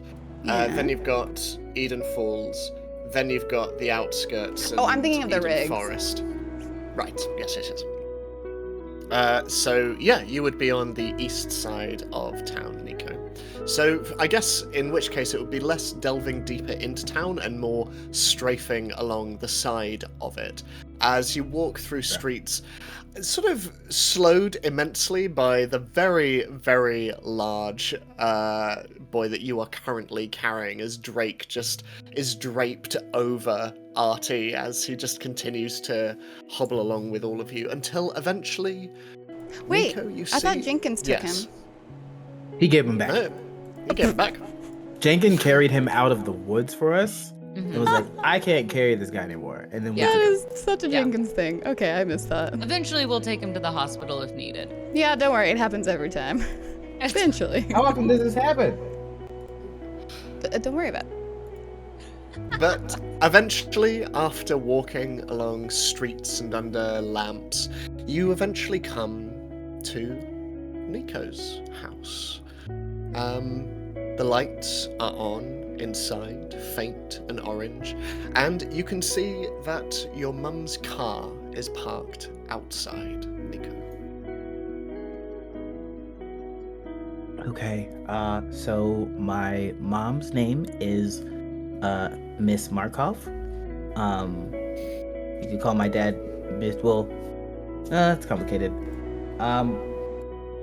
Okay. Well, yeah, you can call him Miss Markov. My parents are the Markovs, and they're gonna ask you some direct questions, and I'm saying this more for your personal comfort. Humans have a lot of interesting tales when they lie. So lying is an unuseful thing to do here, but they're really nice and they're really helpful and they're really supportive, and they're the reason that I've managed to keep out of fight and stay alive this long when I do things that are relatively dangerous. Okay, you ready? Yes? Darla just looks at Artie. Not happy about this, but kind of gauging his interest on if he's ready. I was about to say shrugs. He attempts to shrug. He shrugs with one shoulder as Drake weighs down the right side of him, but... Yep, okay, yeah, sure, whatever you say. And I go and unlock the front door with my house key. As you do, you smell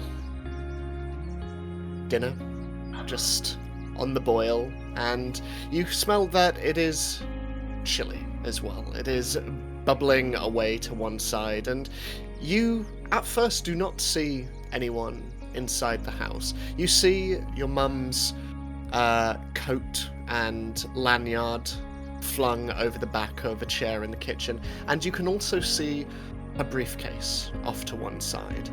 You also hear the telltale sound of your father from his office, and from the sounds of it, he is mid-conversation on a landline, but you can see the soft hum of blue light coming from his office. And as for your mum, nowhere to be seen for now. Mom. Go like through the kitchen to the living room. No one there, but your dad pops round the corner, and his hand over the landline just upstairs, having a shower. She'll be dead. Oh, hey, company. Hey, George, Steve, can I... Sorry, one moment. Feel free to make yourself at home. I'll be right out. And Yeah, he pops okay. around the corner. That's my dad. He's cool. Okay, well, make yourself at home. We can just probably put Drake on the couch. Yep, okay. Oh, my... Ow. We'll sit him up a little bit, and she'll try to help prop Drake up, at least so it looks like he's kind of sitting.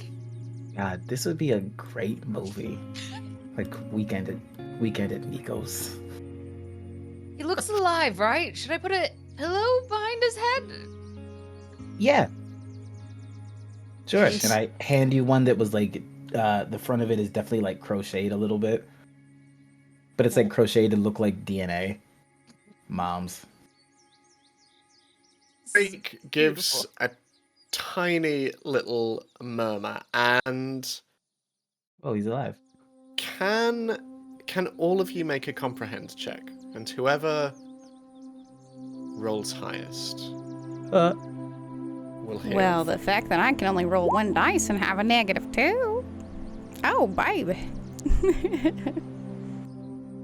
Okay. Oh my gosh! Yes. So, Amelia, as you are puffing up a pillow behind and you're placing it behind his head, you just hear him murmur something unnoticed to the others, but he just... just leans back. And as he says this, you hear footsteps coming down, and Nico, is that you? And Yes. your mum, hair kind of in a towel and bathrobe round, just comes down and suddenly stops as she sees a whole coterie of just kids in her living room. And I would have been more dressed if I knew we had company. Oh, sorry. That's okay. We'll wait. There's a lot to talk about. This is Drake is the one who's asleep, and then there's Artie and Darla and Amelia. Don't be weird. And we just have a lot to talk about. It's been a long night. The paper girl. Okay. Yes, Mom. Hi, Amelia. Lovely to meet you. I'm Amelia the friend. Amelia the friend. Okay. Well, Nico, be dear That and weird. Oh, make sure everyone gets some drink. There's some iced tea in the fridge. Just, I'll be right back. Amelia the friend like friend. Yeah, why did you say friend like that? You wanted to make sure that she knew we were friends. No, I'm not here to judge. You know, I think don't feel it's like that very helps. cute. It seems like that feels. That would actually help.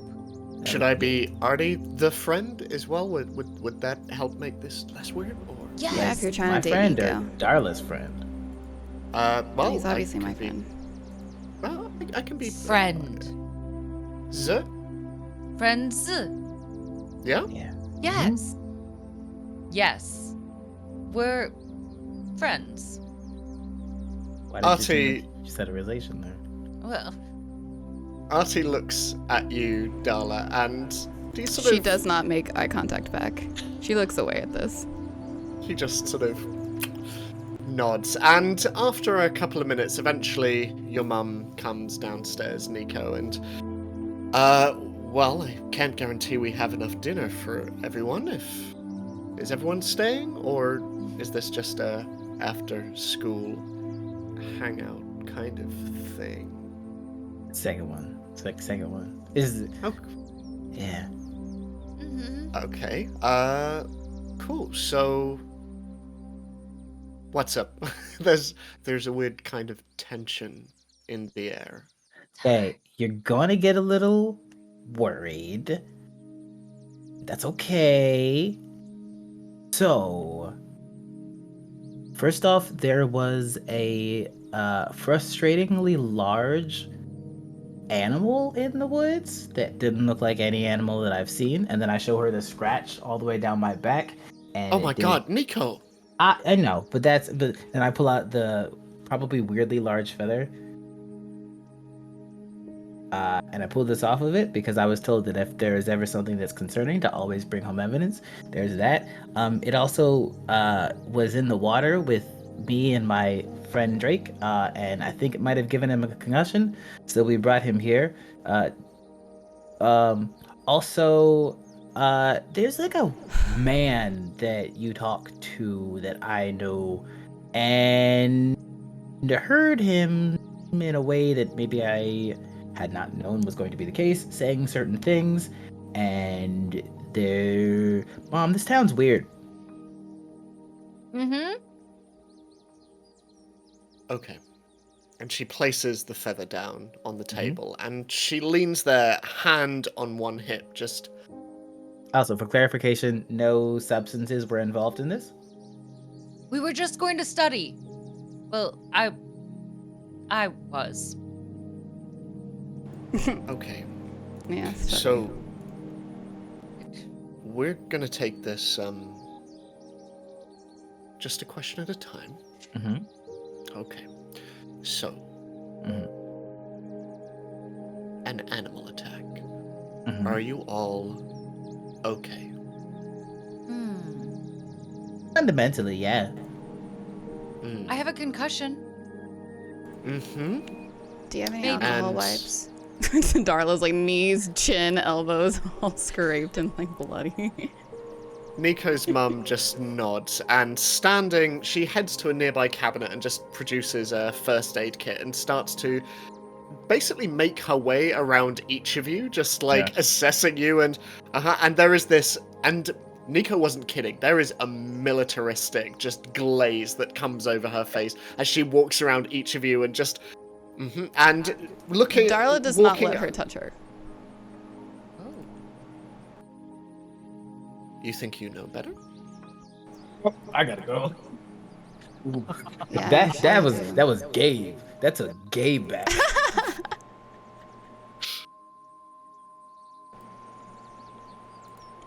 What's so hard about cleaning a wound? Make a charm check for me, please. But I'm so owie. I'm never gonna win the video game. Okay, I got one. Are you gonna make me get two? She is about to refuse, and then you see her eyes flick for a moment towards the leather jacket that is slung in Artie's arm, and she looks back at you. Do I notice where her eyes go?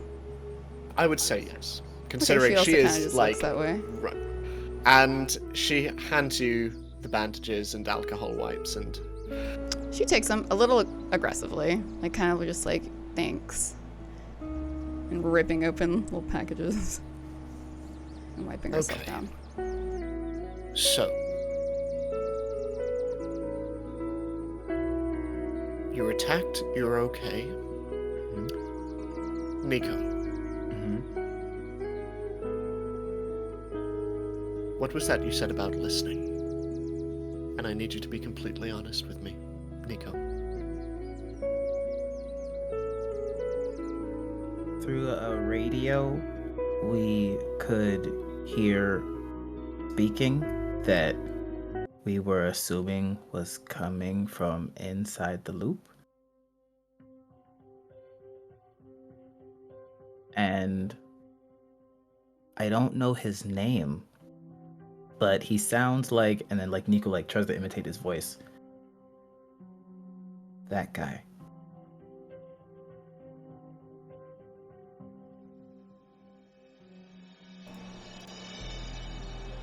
And I can't remember what he said, but it didn't sound like it was anything good.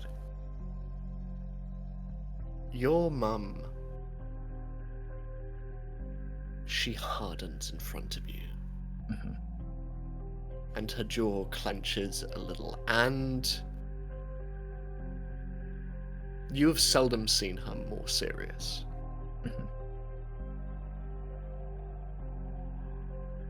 And she looks from you to the rest of you.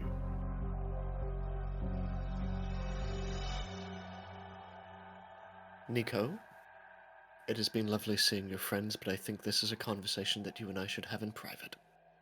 Okay. No. I saw a dinosaur. I would love to know more. Actually, Amelia, we didn't see a dinosaur. We didn't see anything. Right. Oh, I'm sorry. I was confusing it with the science lab we did earlier with the artifact in the lab. I think there is a possibility that it might have been like. There's a lot of farms here. Yeah. Nico chickens ever get out? and Amelia, Loud horse, maybe. can you both make a charm check for me? And between the two of you, you need 3 successes. Oh, We got that. We got that. okay. Yeah. You're confident. I like that.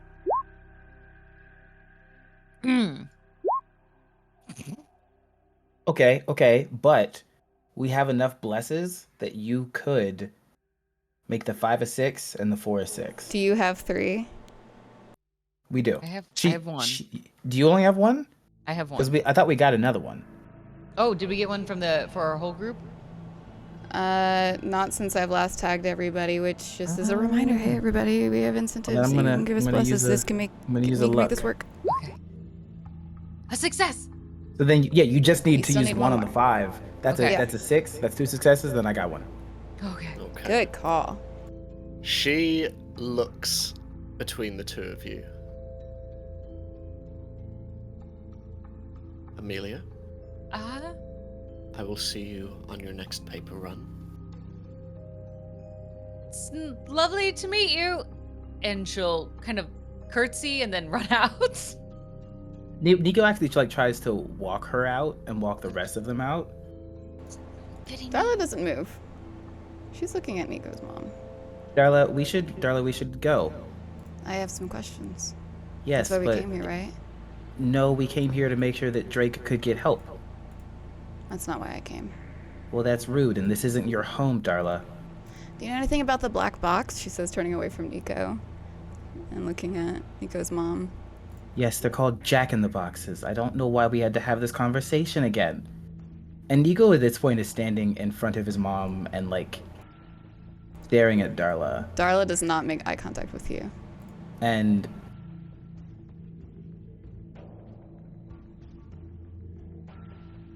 he'll even say, "Listen up, Darla.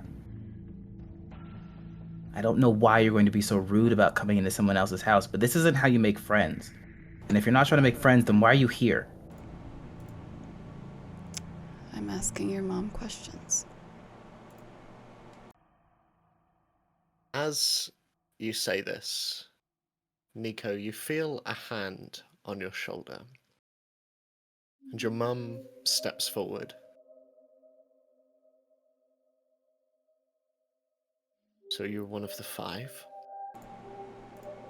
Oh, do we have a title now? No. Just number of kids we were told knew about this. And now there are more.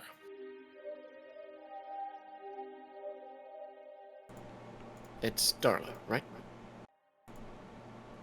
Yeah. She looks up at Artie, like breaking contact with Nico's mom. Just kind of like a gut check of him. How's Artie looking? He is terrified, and he wants more than anything to follow Nico's advice. And you can feel him almost instinctively reaching out to grab your wrist. He is stopping just short of that, but yeah, he looks real scared. Yeah, so what do you know about the black boxes? Or black box? That we are very thankful you were able to deliver it back to us. I think we can leave it at that. What are you afraid of? Who else moves to Eden Falls for any reason other than the weird things that happen here? Here from Listhaven? That's cool. Why Eden Falls? There's nothing here. Except for the loop. I came here to do a job, and I am here to the best of my ability to protect my son and all of you. Now, Good luck. I am not asking anymore. Leave my house. All right, sounds good for me. She turns around and she grabs Artie's wrist and just starts walking toward the exit. Thanks for tonight, Nico. Sorry. Nico When doesn't you- look at Artie. If you go outside, you'll probably, if you look back at the house, see Amelia sitting underneath the windowsill, Oh, trying to listen in. Okay, make a investigate or comprehend, whichever you would rather. As Nico, the front door closing behind Darla and Artie, your mum turns to you. Did they put you up to this? Which part? They asked me to talk to you, and I said that we should see if you had anything to say, and I said I wouldn't lie to you. I don't like the way she talked to you, Mom.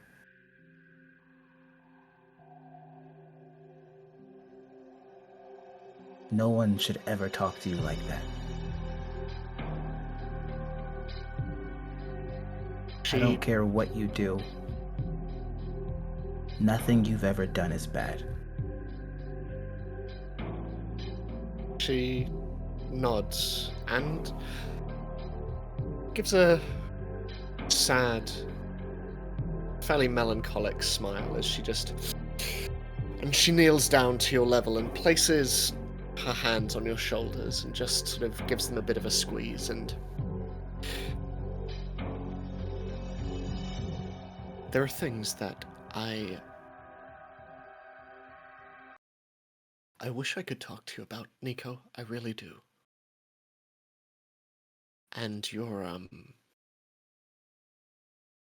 friend, that girl out there. That's not my friend.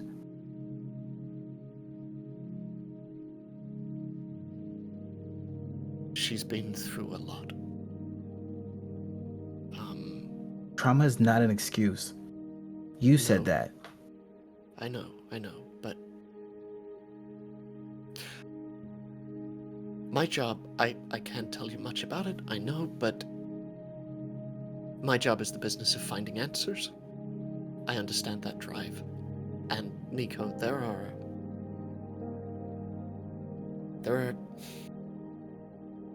I wish I could.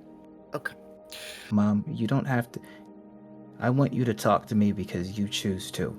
I'm never gonna make you tell me something. But in that sense, did Dad tell you about the man? Yes, he did. And she sort of gives a half smile and nods towards the front door, and you can see that there is a baseball bat just leaning up against it, and we've had a conversation.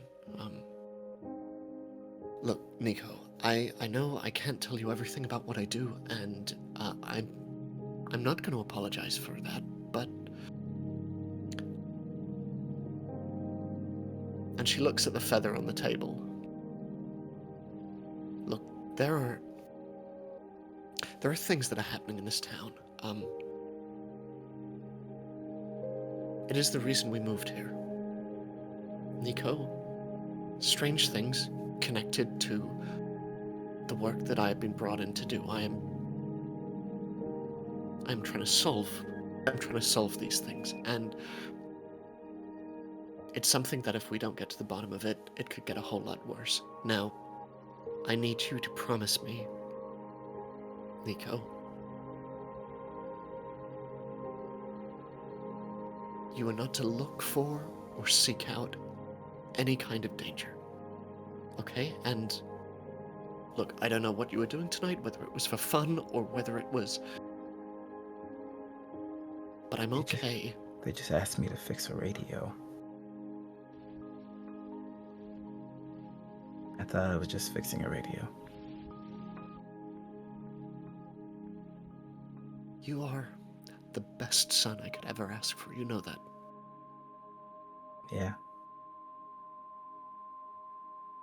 You do me so proud every day, and I hope I do the same for you, and I'm sorry that I can't tell you everything. I don't need to know everything. It's okay. But you do seem scary. And I don't like being scared. Just don't get in trouble. Because if you're at work, Dad and I can't help you. But also, there's a girl named Lana whose car is in a lake that also kind of helped. Amelia wasn't being dramatic. That thing did look like a biological dinosaur. I think the other kids are going to be mad about me telling you this, but the thing is, and then he like kind of describes where it was, and Lana's car is in the lake, and she was really worried about it. So if you can do something to help her, that would be probably really nice. You say it was at Eden Falls? If you know what that thing was, Mom, it was in a cave. But I can't tell you where the cave is. I don't know. Nico, I promise you, I don't know what it is. Isn't that worse?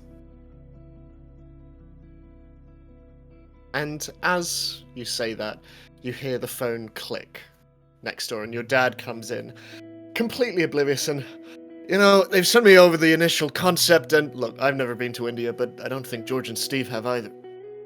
What's going on? Mom, I will stay away from there if you make one promise for me. Go for it. Tell your job what happened until the day after tomorrow. I want to make sure that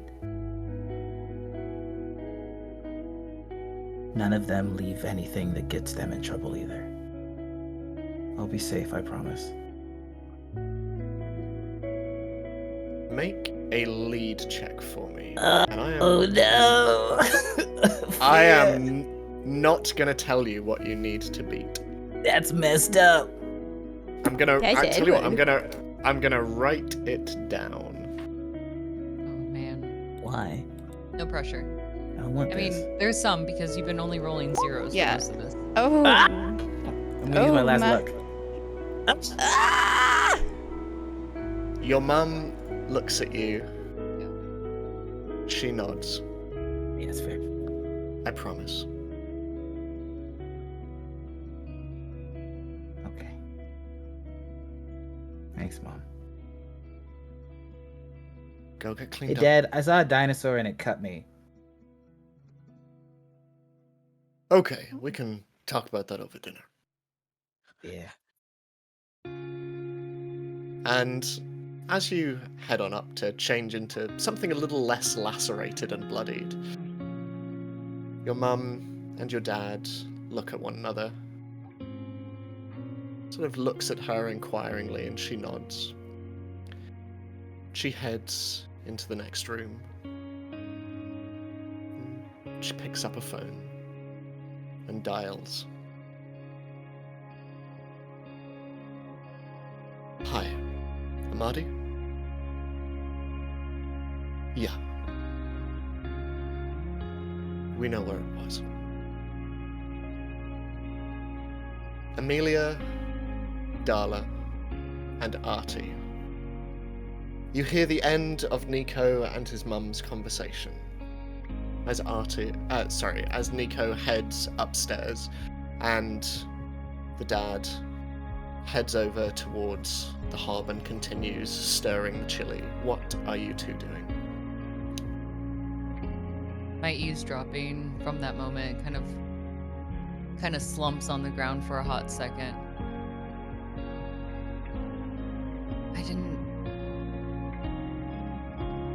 That didn't get us as far as I thought it would. I feel like I got a lot of answers. Not enough. Oh, absolutely not. But it's a good start. You're determined to find more, aren't you? Yeah. This is all I've been doing. All Why? summer. Why are you so dedicated? Well, there's really nothing else for me. So, this gives me something to do and any excuse to just, mess things up. Makes me happy. And I don't believe that everybody who works in the loop is good. So. I may have booked you wrong. Sorry, say that again? I thought I understood what type of character you were, but you're You're much more well written than I thought. Sorry. What are you talking about? I want to work with you on this. And you can see Amelia kind of sit up a little more straight, resolve in mind. I want to know more about this black box. I want to know more about the cave and the dinosaur and what they're working on and why it's all a secret and all of it. Why? I You know asked me. there's What's your why? a lot of a mystery in the world. No, it's not always good. But of all the books that I keep reading, none of them have the answers of all of these mysteries, and I need to know why it's not there. Do we just not know? Has someone written it down somewhere? She kind of hunkers down, What books are you trying reading? to stifle. Anything. Everything. It doesn't matter if it's fiction, non-fiction, anything can be written in any book, and I'm hoping to find something more.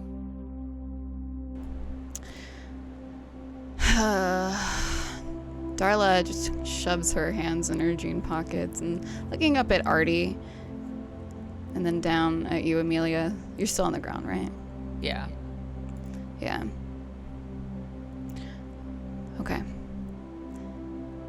I'm gonna let you know right now, I can't guarantee I'll be nice to you. I don't That's like fine. people a lot. You don't have to like me. But if you are willing to help in this regard, I'll work with you. Anything I find out, I'll let you know.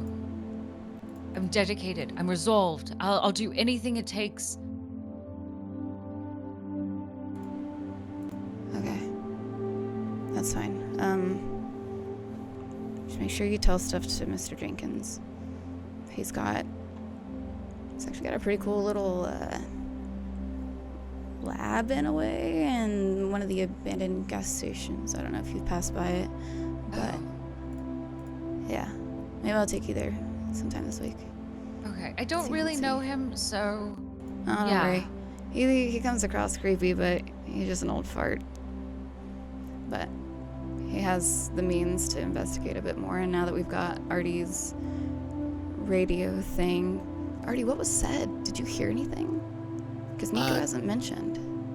No, I mean, I was distracted by the scream, but yeah, Oh. Nico heard something.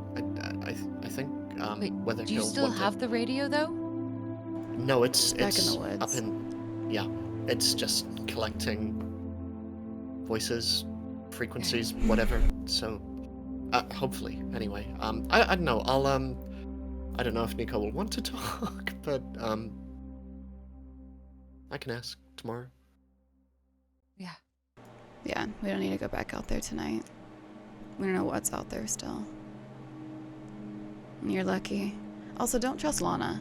She says, reaching her hand down, actually, taking it out of her pocket to help you stand up. Oh, thank you. Well, the fact that she tried to scare me isn't really a sign of trust, but I thought at least her skills could be useful. I don't know. It's not like I have a lot of others. What skills and- does she have? I mean, I guess you can bandage, so that's the option now. I can handle a lot of things outdoorsy. So, you don't need the help from Lana. She's a good shield. The Amelia kind greatest. of throw that out there, hoping to find some good nature connection. Oh, Darla laughs. Artie. See, Artie, I looks, told you, could have just ran. Amelia would have joined. Artie looks a little scared at this development, and just. Amelia, do you need anyone to walk you home, or? Oh, we're definitely No. walking her home. It's fine. I know this No. route. I ride That's my fine. bike here I every know Eden morning. Falls. It's fine. And it's late. Sure. There's scary things out there, but don't worry. I'm scarier. She says, kind of grabbing your sweater. Not like to hold it, but like to nudge you. All right, let's walk away from this house before who knows what. Get the angry looks again.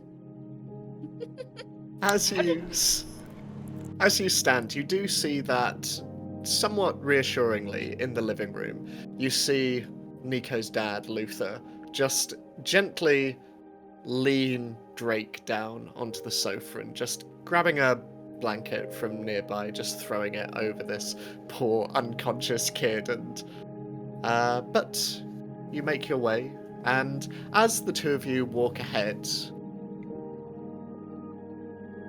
Nico, I would say from your room you see Darla and Amelia walking ahead, followed by, you see, a slightly smiling Artie, who just kicks a little bit of gravel underneath him and continues walking after them, as these 3 acquaintances of yours disappear down the street. Darla and Amelia, you're walking for some time until you reach Amelia's home. But once you get there, and you see the beautifully potted tulips and lilacs round the outside, it appears your dad has been hard at work today, Amelia. But it is quiet. And you see that from the living room window there is a soft, flickering blue light. Well, this is mine. It's cute. My dad takes a lot of pride in all of this, and she kind of gestures very broadly to the massive garden that continues to grow, probably larger every single day. Wait a second. And Darla turns to Artie and starts shoving her hand into the pockets of the jacket that he has over him, and then pulls out the bookmark with the tulips that were drawn on it and your name. And she holds it up. It's like, oh, is that what you drew it after? That's actually pretty good. Yes. It's almost identical. Yeah. Good Been job. trying to draw a little more. Though Drake, he's the real artist, honestly. I wouldn't know. Dinosaur for us. Not tonight. Not tonight, obviously. Yeah, go get sleep. And in a small moment, she pauses for a second and pulls out another bookmark. You don't have to like me, but you're helping me a lot with this. And in my book, that makes you a friend.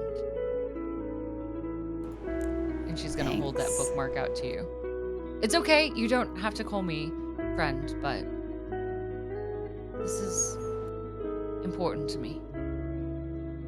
Thank you. What bookmark is this?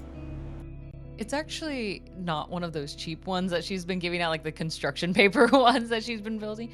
This one is actually quite lovely. It's made of lace, and it's this beautiful flowery trim of an emerald green color. It almost shines a little bit if you kind of catch it in the light that escapes from different windows nearby.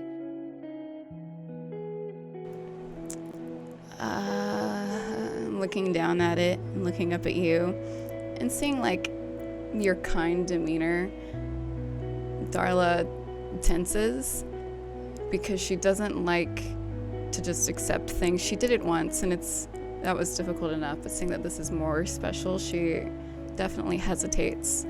I would like to assume that Artie would pick up on that and grab it. Nico gives you a little bit of a nudge from behind, just with his elbow. She reaches Think of it as a signal. Anytime you have information or you want to talk, put it in a book where it sticks out just a little for me to see. Think of it that way. I thought you were gonna say set it on fire.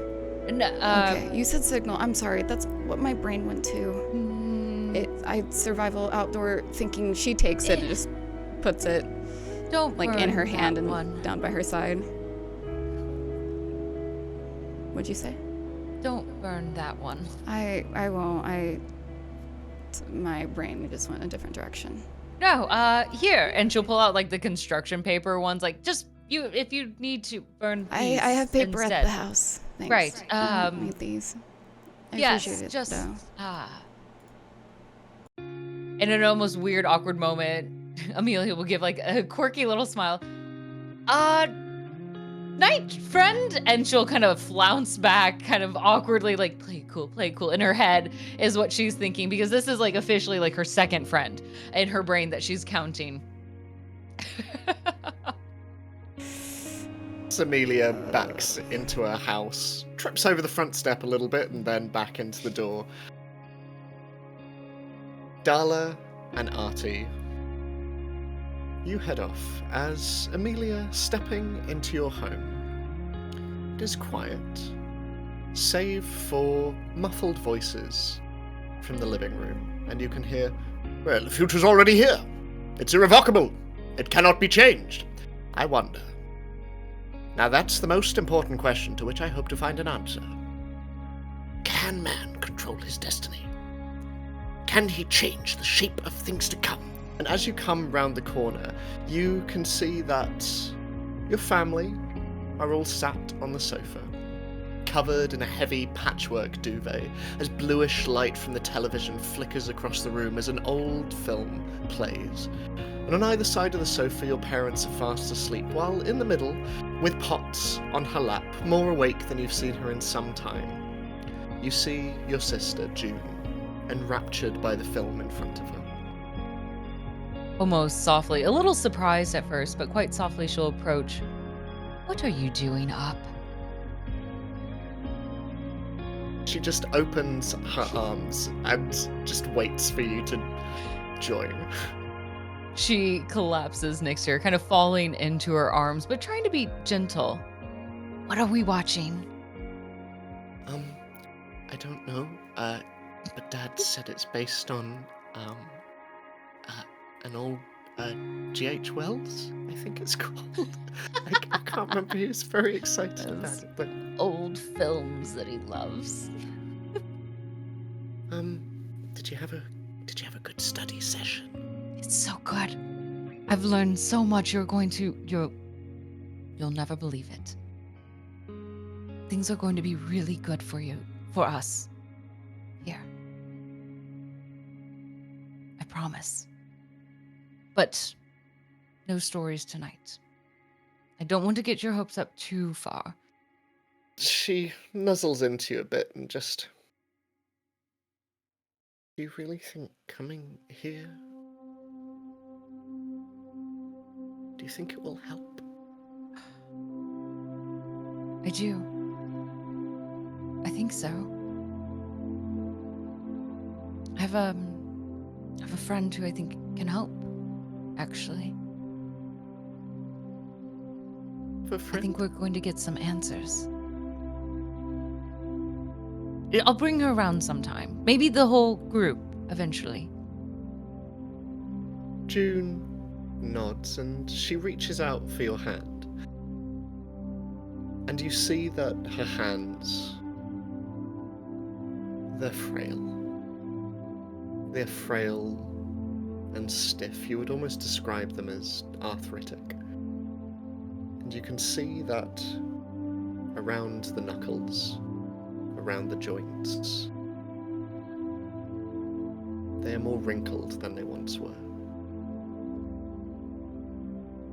She squeezes your hand and smiles as the film continues to play in the background. And Darla, across town, you walk with Artie, occasionally kicking the odd tin across the street as eventually you come to a house. Your house. Would you like to describe what your home looks like? Yeah. So, for those of you who may not have been around for the first season, Darla's house is actually in a very nice neighborhood. It's a very modern 70s-esque looking home, but on the exterior it is so clean, it is well kept. Her yard is very well landscaped. There's sun-bleached gnomes throughout and lots of floral bushes that kind of encapsulate the home itself.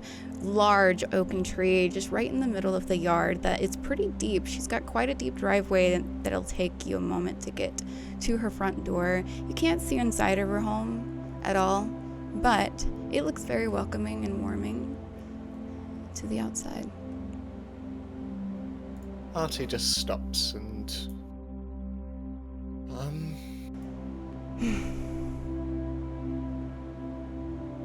I'm sorry about kind of springing everything on you earlier, but you have a bookmark? Actually, I have 2 bookmarks. And Hey, she there we go. is holding this lace one and this construction paper one. And she hands him the construction paper one. Here, you can have this one. I kind of like this one, holding up the lace one. It's really pretty. Okay. What? He just... No, What? nothing. No, No, nothing. you don't I just mean, make that face and say nothing. I mean, I was just going to say, like, meeting 1 out of 2 people and not completely alienating both of them is, you know, it's...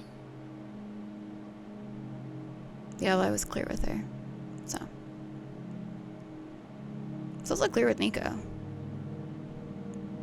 He was right, more or less, with words, saying I didn't like him.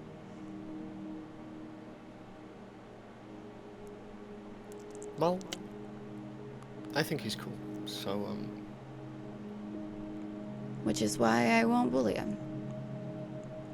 For you. well, Oh, your jacket. Here you go. Yeah, and she reaches up to help grab it. And she kind of just lays it on the grass next to her, and she reaches out and just gives Artie a big hug. Like, a really, really big hug. And not letting go. She just is like talking into him. I don't want you to be afraid around me, by the way. Before she pulls away. You can hug me. You're my best friend, Artie. And it didn't feel nice hearing that. You don't need to be scared around me, either. I'm not. I think I'm just nervous. Because you are so much nicer. And it's harder for me to be around the people that you attract.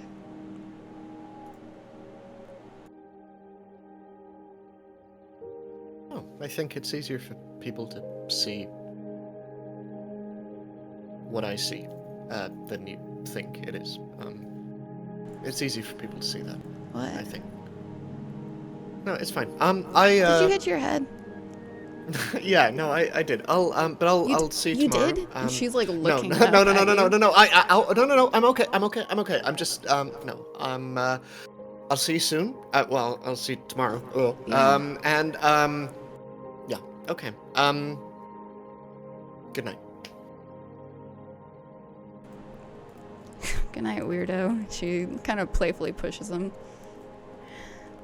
He safe. uses the momentum to just spin around on one foot and continue on down the Get road. out of here and get home safe. I don't want to see you on the milk carton. He just waves from behind. And home beckons. Yeah, she would watch him until she couldn't see him anymore and pick up her jacket, adjusting her bag and putting the bookmark inside of that before going toward her front door and walking through. What does the interior of this place look like, Darla? The interior always tells a very different story than the exterior does, from its very charming look and comfort to something that is just a bit more overburdened. You can see tons of photos on the walls and in frames set upon shelving. And directly off to her right, there's this beautiful, clear door that opens up to the studio with these very clean wooden floors. There's a bar and a massive mirror that covers an entire wall, as it's a dance studio that she used to use. And there's no dust in sight. It's well kept. But to the left, you see this step down, like living room den with dusty furniture, things that just have not been touched. There hasn't been presence of warmth or even a party or anything in ages, it would seem. And if you would continue down this main foyer, it would lead directly to a galley kitchen that is then right next to like a back family room. And dishes, beer cans, it's dirty, but it's like, you know, somebody sweeps around things but doesn't lift it up to get underneath it kind of scenario. There's a TV that's always on, and you could see, looking into this back family room, that it looks like almost somebody's bedroom. And her father is usually found in there. Not sure if he's there this evening, but usually there, asleep. Or maybe just sitting there, drowning away in what drink he has next.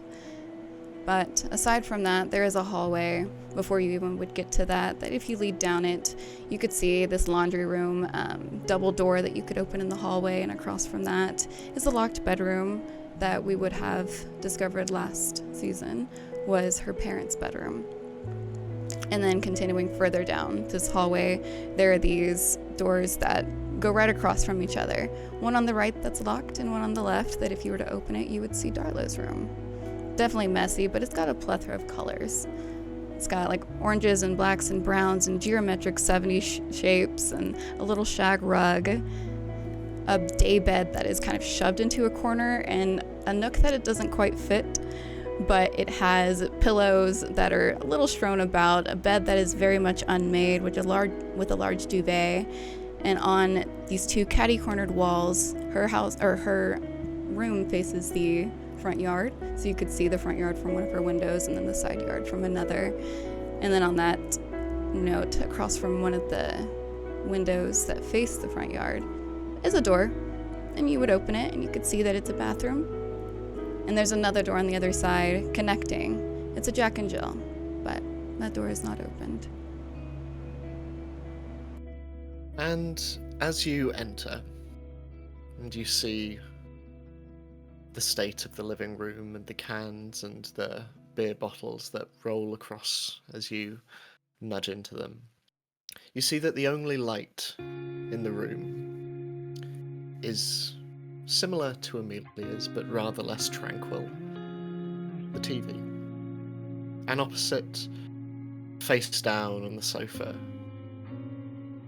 you see your father, asleep, dirty dressing gown. In one hand there is a crumpled beer can, and rather more concerningly, you see that there is, in his other hand, down by the carpet, from his safe, an empty revolver. He snores, and you are aware he is conscious, but his revolver is by his right hand as he sleeps. Is his finger on the trigger? Can I see that? No. No, Okay. it's not at all.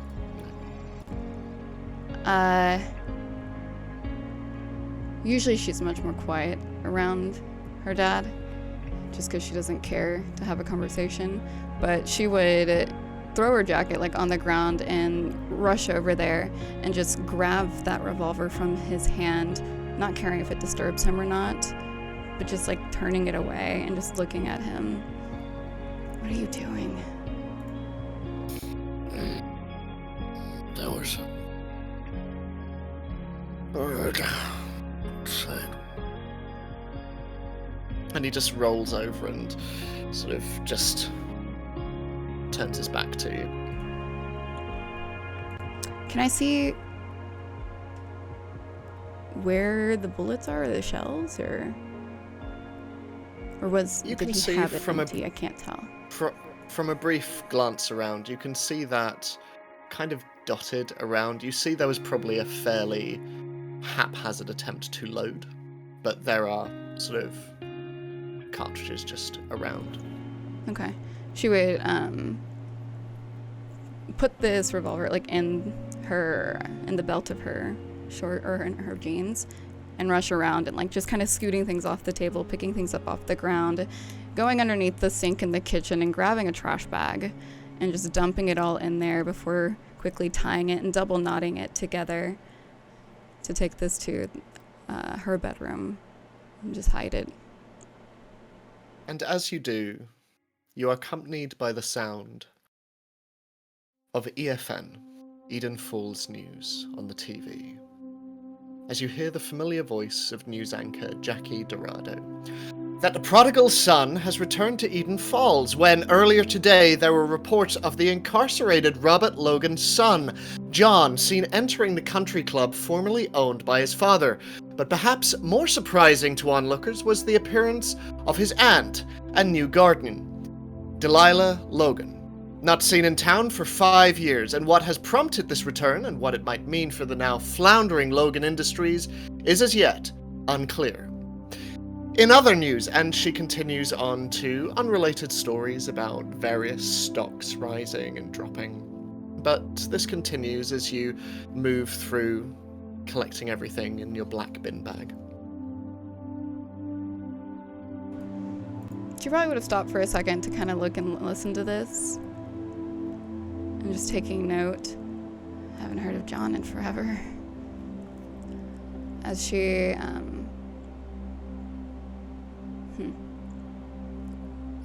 would take all of this back to her room, and when hiding this bag, probably just under her bed. Who knows what else is under there? Just probably balled up pieces of paper and trash. She would sit and ponder this before looking up in front of her, and on the wall that her bedroom door as well as her bathroom door are on is this like corkboard on the wall with a desk underneath it, and there's a calendar right there, and she would look at it and see that today is October 26th and realize that it's unmarked. So she'd get up, grab this orange marker, and just do another X on that day with October 28th circled. Put it down. That's it. As you look at this circled date, across town, Nico, as dinner comes to an end, is there anything you're doing before bed? Sparring with mom. You're what, sorry? You're... Sparring with mom. So like getting the gloves and doing like the punches and the drills, like punch, punch, duck, punch, punch, knee, duck. Probably like when you're frustrated or nervous or angry, take control of your emotions. And he's like angry and upset, and so he's like, was just here to fix a radio. I didn't know what was happening. I already don't know what people mean. Am I extra? Am I background? Do I have friends? Why is it so hard to make friends? I don't even know what friends are. None of them asked me how I was doing. And then he's basically just like angry venting at his mom. And mainly just because it makes it sadder. There's that moment of like, did they lie to me? At least you never lie to me. So on. As you punch and as you vent, and she doesn't answer, she just listens, and she receives your punches and just allows you to let it all out. And as you make your way up to bed after this long and drawn out but much needed session, you hear behind you your mum just, "Hey, Nico." Yeah. "I love you." Love you too. "Good night." And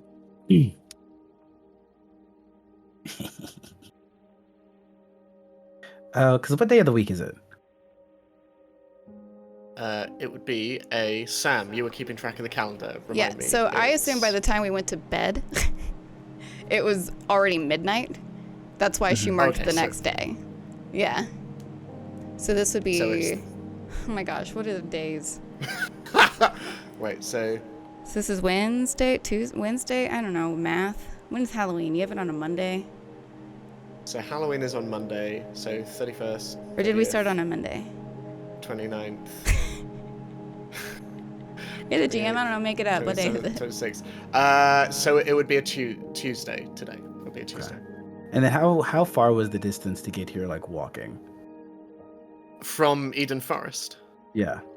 I would say, I mean, bearing in mind you had Drake as well, but yeah, around 2 hours, I'd say. If you bike, would it be closer to like maybe half an hour, 30 minutes? Yeah, I'd say so. Nico grabs his flashlight. Okay. Where are you going? He wants to go back to the radio. Okay. You do so, riding away from town, and riding through the forest, and riding up the inclines, until you see the familiar sight of Artie's antenna. And then he's kind of just like messing with the stations, listening, writing something down. This is what it takes to get them to like me, then fine. Can you make a program check for me? Yes, I can. That's like the one thing I'm good at, which I shouldn't say actually in hindsight, because then it's gonna go wrong. Big money. Oh, but I was with my anchored, so does that mean I can take away a condition? Yes, absolutely, yeah. Mom. She's the best. No way. Mom! Absolutely no way. Do you want to re-roll? Yeah, I'll re-roll, because there's no way I got none with 8. The dice have spoken. This is hilarious, because then it just makes You're me rolling get nothing, and then he's so sad many at it. dice. You can't achieve That is anything. wild. Oh, Because I will say, with your previous success, you will have. There will be a continual feed of stuff coming through. Thank you for the pity, Ed. No, that's fine. But. Ooh, I like that 0 success there. So, as you're watching the radio, you see that the way in which Artie has hooked it up is quite clever. There is the radio itself, especially after your programming, you can see that the dial itself that you would usually manually turn to different stations and different wavelengths, it sort of adjusts itself depending on what it is trying to match, essentially. Yeah. And basically trying to latch on to whatever is nearest and whatever is most pertinent. And you also see that next to this, there is an electric stopwatch. Very simple, it's black with red sort of blocky numbers on. And essentially, whenever the radio signal finds a correct frequency, you notice that the numbers on the stopwatch sort of change accordingly. And can you make a calculate check for me? I just want to see if you know what these numbers are. Great. You need 2 successes.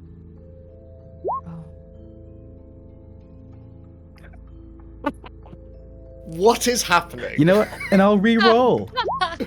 There we go. So, looking at these, after a little bit of analysis, you can tell that these are coordinates from where the radio signals originate from. At the moment, it is currently moving between different stations. You're picking up late night radio, you're picking up the odd phone call, which you very, very quickly sort of adjust the dial, because there are, late at night, there are some fairly saucy phone calls. But As you sit there, and you're there for a while, eventually you are met with static. For a moment it is as though the radio itself has stopped working. You tinker with it a little bit, but eventually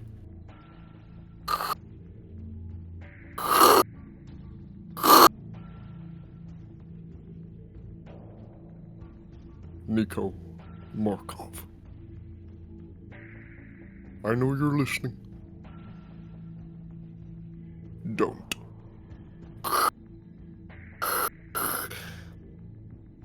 across the other side of town, Amelia. Yeah. The film has come to an end. Your sister has fallen asleep on you, and your parents eventually take her up to bed.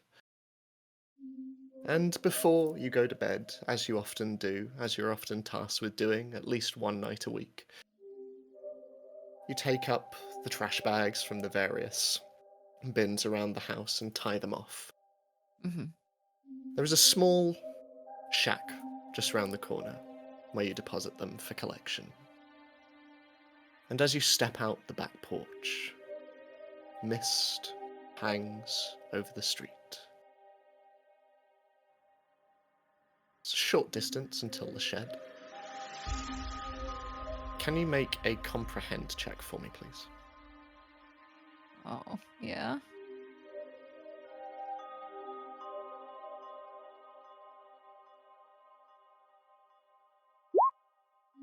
One. You see a cat walking across the street. Nothing else. She'll kneel down. She's friendly with cats. She loves pots, and she'll kind of do that. Come here. Kind of calling to it. Okay. And immediately just bolts away from you. What? Ding, ding, ding, ding, ding, ding, ding, ding, ding, ding. From behind you, you hear metal rolling across the street as a tin can rolls across the tarmac from the direction of the shed. Can I pick up the lid? Oh, Sure. like a small shield. I guess like it just. Who's there? Your voice echoes. And stepping out of the shadows of the shed, you see something stumbling forward. A figure. Over their entire body, from head to toe, they are covered in a dirty, yellow hazmat suit. And where a face should be, there is an opaque, black, glass helmet. And embedded in its cracked center, a single, jagged piece of metal, not unlike that you saw in the cave. And as they stagger towards you, they reach their hand out towards your face. And that is where we're going to end this week's episode.